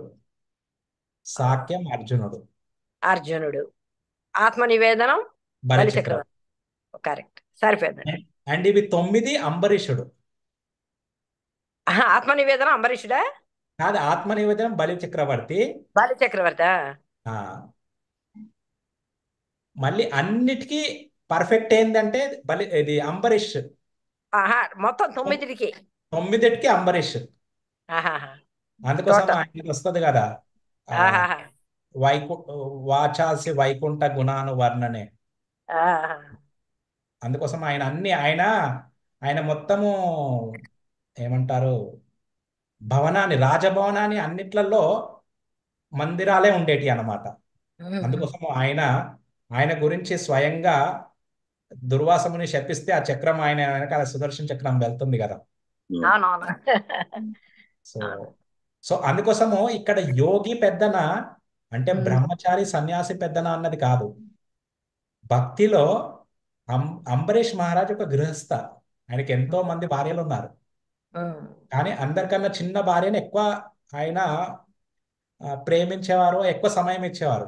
అయితే అందరూ రాజ్యంలో తెలుసుకున్నారు, ఈయన ఇప్పుడే కొత్త రాణికి ఎందుకు ఎంత సమయం ఇస్తున్నారంటే ఆ కొత్త రాణి ఆమె యొక్క రాజభవనాన్ని మందిరం లాగా మార్చేసి ఆమె భక్తి చేసేదన్నమాట. అందుకోసం ఆమెకు ఎక్కువ సమయం ఇచ్చేవాడు. అయితే మిగతా రాణులందరూ కూడా వాళ్ళ రాజభవనాలు కూడా మందిరాలకు మార్చేశారు. అంటే రాజుకి భార్యలు మందిరం లాగా మార్చేస్తే రాజుకి ఎంతో ఇష్టమని అందరూ వాళ్ళ రాజ్యంలో అందరూ భక్తులు అయిపోయారు. సో ఆయన ఈ 9 అంగాలు ప్రాక్టీస్ చేశారు పర్ఫెక్ట్ గా. అందుకోసం ఈ 9కి ఆయన ఉదాహరణ. అంబరీష్. సో అందుకోసం ఈ భక్తిలో ఈ ఆ, ధ్యాన యోగా చేయాలంటే బ్రహ్మచర్యం కంపల్సరీ పాటించాలి, ఏకాంత స్థలంకి వెళ్ళాలి, అన్ని వదిలిపెట్టాలి. కానీ భక్తి చేయడానికి ఏం అవసరం లేదు, అక్కర్లేదు. అంతా భగవంతుడిదే అనేసి భగవంతుడి ప్రసన్నం కోసం చేసినప్పుడు తేలికైపోతుంది. హరే కృష్ణ. హరే ప్రభుజీ కృష్ణ. హరే కృష్ణ. హరే కృష్ణ ప్రభు. ఇప్పుడు మీరు చెప్పిన 9 రకాల భక్తి ఉంది కదా, అవును. అది భాగవతంలో ఉందా శ్లోకం? 7:5:23. 7వ స్కందంలో. ఆ, తెలుగులో వేరేగా ఉంది, అందుకని పోతన భాగవతంలో కొంచెం వేరుగా ఉంది. కొద్దిగా నంబర్ చేంజ్ అవ్వచ్చు. అంటే మొదలెట్టడమే వేరుగా మొదలెట్టారు. తనుహృద్ భాషల సఖ్యముందని మొదలెట్టారు. అచ్చా అంటే మనోవాక్ కాయకర్మలు ఒకటేగా ఉండాలి.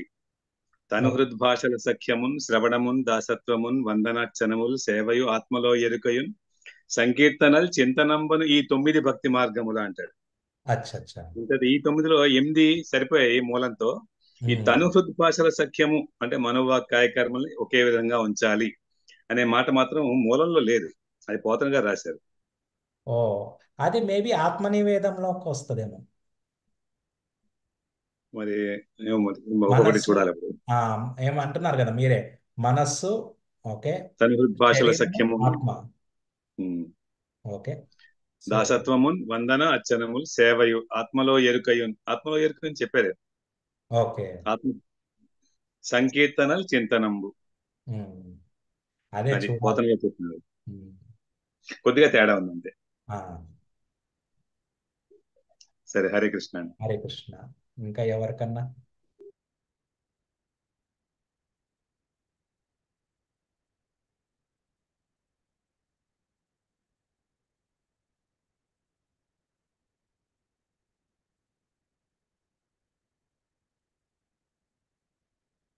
హరే కృష్ణ. మీరు మంచి మంచి ప్రశ్నలు హరే అడుగుతున్నారు. కృష్ణ.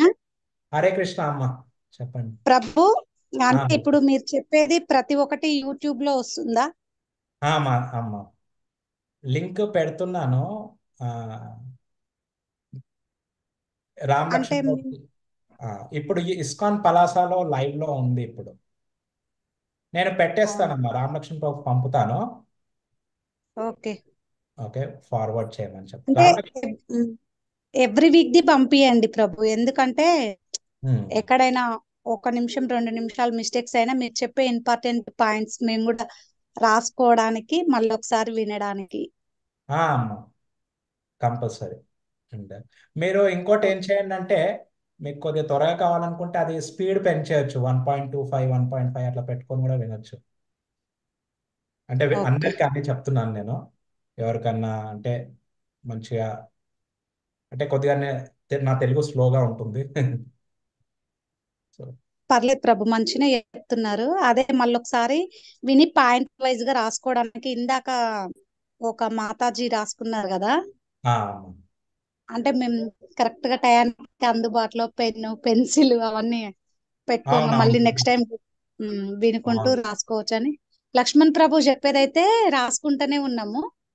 ఆ, కానీ అవును. మళ్ళీ ఇది కూడా పాయింట్ వైజ్ గా అది రాసుకుందామని ఆ అడుగు. పీపీటీలలో కూడా ఈ లైక్ లాస్ట్ సారి 5వ అధ్యాయం 6వ అధ్యాయము చిన్నగా నేను ఒక్కొక్క శ్లోకాది ఒక్కొక్క సెక్షన్ది అలా చిన్నగా రాసిన, అవి కూడా ఉపయోగపడతాయి. అదే మనము మళ్ళీ ఓకే మళ్ళీ ప్రభు, చదువుతూ ఉంటే, మళ్ళీ మళ్ళీ వింటూ ఉంటే అది తేలిక అయిపోతుంది. అదే అందుకని అడుగుతున్నాను ప్రభు. Thank you, thank you. Okay ప్రభు, thank you. Hare Krishna.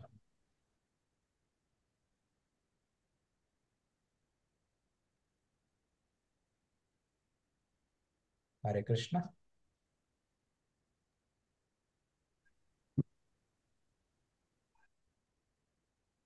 Yes Ram Hare Krishna. Laxman. మరొకటి అడగనా ప్రభుజీ? ప్రభుజీ చెప్పండి. సమయం ఉందా? చెప్పండి ప్రభు. మీరు ఆ బొమ్మ గీసినప్పుడు కర్మకాండ కన్నా కర్మయోగం మంచిది, కర్మయోగం కన్నా జ్ఞానయోగం మంచిది, జ్ఞానయోగం కన్నా ధ్యానయోగం మంచిది, ఇంకా అన్నిటికన్నా ముఖ్యంగా భక్తి అన్నారు. అన్నిటికీ కొన్నిట్లో చివరిలో రాసింది ఏంటంటే, దీనివల్ల బ్రహ్మ సాక్షాత్కారం అవుతుంది, ఆ, దీనివల్ల పరమాత్మ. పరమాత్మ సాక్షాత్కారం అవుతుంది. అది మూడోది భగవాన్ సాక్షాత్కారం అవుతుందని రాశారు. ఆ, అంటే నాకు తెలిసినంత వరకు మూడు ఒకటే అనుకున్నాను. బ్రహ్మ కనిపించినా, పరమాత్మ కనిపించినా, భగవాన్ కనిపించినా మూడు ఒకటి కాదా? అంటే ఇప్పుడు యాక్చువల్గా మనకి బ్రహ్మన్ అంటే బ్రహ్మజ్యోతి. ఓకే. సో బేసికలీ భగవంతుడి యొక్క అక్కడ సచ్చిదానంద అంటే ఆ ఆనందం ఉంటుంది, బ్రహ్మానందం ఉంటుంది. కానీ ఉమ్, ఆ భగవంతుడితో సేవాభావం అన్నది రాదు. ఆహా, ఇంకోటి భగవంతుడి దర్శనం ఉండదు, ఆయన రూపము ఇవన్నీ రావు. ఆయన ఓన్లీ జ్యోతిని చూస్తున్నాం, ఆయన నుండి వచ్చే కాంతిని. అంటే ఆహా, అది న్యూట్రల్ స్టేట్ అన్నమాట, శాంతి శాంతి పొందుతాము దాంతో. ఉమ్, అంటే ఆనందం కూడా దాని నుండి కూడా ఆనందం వస్తుంది. కానీ అది ష- ఆచార్యులు ఏమంటారంటే ఆ ఆనందము భగవంతుడితో వచ్చే ఆనందం కన్నా ఈ ఆనందం ఏంటంటే భగవంతుడితో వచ్చే ఆనందం సముద్రం అయితే ఇది ఒక బొట్టు లాంటి ఆనందం అని చెప్తారు. ఉమ్, సముద్ర బొట్టు లాంటిది. ఉదాహరణకి ఏంటంటే ఇప్పుడు ఇంట్లో ఒక వ్యక్తి ఉన్నారు, వ్యక్తి ఐశ్వర్యాలు, వ్యక్తి ఇద్దరు ఉన్నారు. వ్యక్తి నుండే వచ్చే ఐశ్వర్యాలు అండ్ వ్యక్తికి అన్ని మంచి గుణాలు ఉన్నాయి. ఉమ్. ఆ వ్యక్తితో కలిసి ఆ ఐశ్వర్యాలు భోగించడము ఆనందం ఎక్కిస్తుందా, ఓన్లీ ఐశ్వర్యాలనే భోగించడమే ఆనందం ఎక్కిస్తుందా? అది మనిషి ఉండాలి అది. మనిషి ఉండాలి. సో ఆ వ్యక్తి అన్నది ఇప్పుడు మనం మీరైతే భక్తి చేస్తారు కాబట్టి చదువుతారు కాబట్టి మీరు వెంటనే తీసుకున్నారు. ఆ వ్యక్తి అన్నది ఇప్పుడు మిగతా వాళ్ళకు కూడా అందరికీ ఆ వ్యక్తి ఈ భౌతిక జగతం లాంటి వ్యక్తి కాదు. ఆయన మనని శాసించేవాడు కాదు, కంట్రోల్ చేసేవాడు కాదు, మనని ప్రేమించే అతను. అందుకోసం రామాయణంలో రాముడు వనవాసానికి వెళ్ళిన తర్వాత అక్కడ ఉండే ప్రజలు అంటారనమాట, అయ్యా రాముడు వెళ్ళిపోయాడు, ఆయన మన గురించి ఎలా చింతించేవాడు, ప్రతి ఒక్క వ్యక్తి గురించి అతని మేలు గురించి ఆలోచించేవాడు. ఆ మేలు ఎట్లా ఉంటుంది అంటే ఎలా మేలు చేయాలనుకుంటాడంటే ఆ వ్యక్తికి ఏది మంచిది అని ఆలోచించేవాడంట. మళ్ళీ మంచిదై ఉండాలి, అది ఆనందం కూడా ఇవ్వాలి. మనం తల్లిదండ్రులు ఏం చేస్తారు, పిల్లోడికి ఇది మంచిది అని చేస్తాము కానీ అది ఆనందం ఇస్తుందా అన్నది ఆలోచించం మనం. కానీ భగవంతుడు ఆనందం కూడా ఇవ్వాలి, అది మంచిదై ఉండాలి, ఆనందం కూడా ఇవ్వాలి. ఆ, ఓకే. భగవంతుడు ఆయన వివాహం అయిన తర్వాత 12 సంవత్సరాలు ఉన్నాడు అయోధ్యలో. సో 12 సంవత్సరాలు రాజు కాలేదు, అది 12 సంవత్సరాల తర్వాత రాజు చేయాలనుకున్నాడు. ఆయనకి 13 సంవత్సరాలు అప్పుడు పెళ్ళయింది. 12 ఏళ్ళప్పుడు విశ్వామిత్రముని తీసుకెళ్లాడు. సో 25 సంవత్సరాలు అప్పుడు వనవాసానికి. ఈ 12 సంవత్సరాలు మళ్ళీ మిగతా 13 సంవత్సరాలు ఎలా వ్యవహారం చేశారంటే ఆయనని వనవాసంకి వెళ్ళడం తట్టుకోలేరు. సో అలాంటి వ్యక్తి మనతో ఉన్నాడు, ఐశ్వర్యాలు కూడా ఉన్నాయి. అందుకోసము ఈ భగవంతుడి సాక్షాత్కారము ఆ అయోధ్య వాసస్కు ఉన్నది కాబట్టి వాళ్ళు ఆయన లేనిది అయోధ్య, భరతుడు వచ్చినప్పుడు అయోధ్య మొత్తం ఒక వనం లాగానే కనిపిస్తుంది ఆయనకి. ఆ, ఎవ్వరు కూడా వంటలు చేయట్లేదు, యజ్ఞాలు చేయట్లేదు, ఏమి చేయట్లేదు. ఓకే.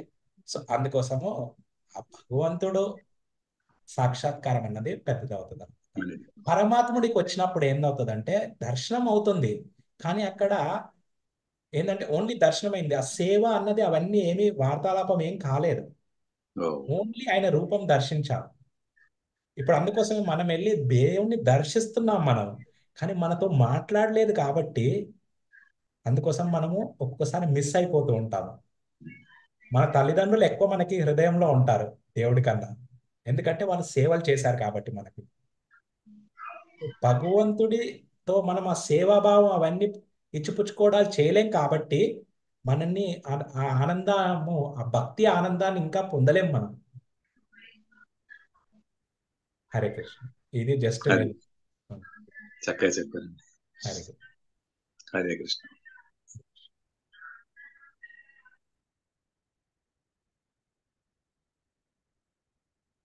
హరే కృష్ణ. ఇంకెవరికన్నా ప్రశ్నలు ఉన్నాయా?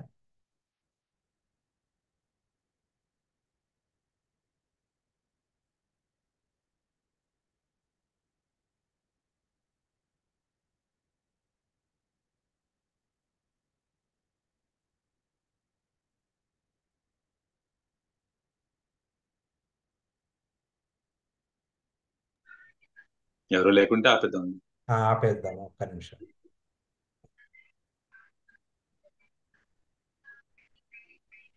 హరే కృష్ణ హరే కృష్ణ హరే కృష్ణ కృష్ణ కృష్ణ హరే హరే కృష్ణ హరే, హరే రామ హరే హరే రామ రామ రామ హరే. హరే హరే. అందరికీ ధన్యవాదాలు.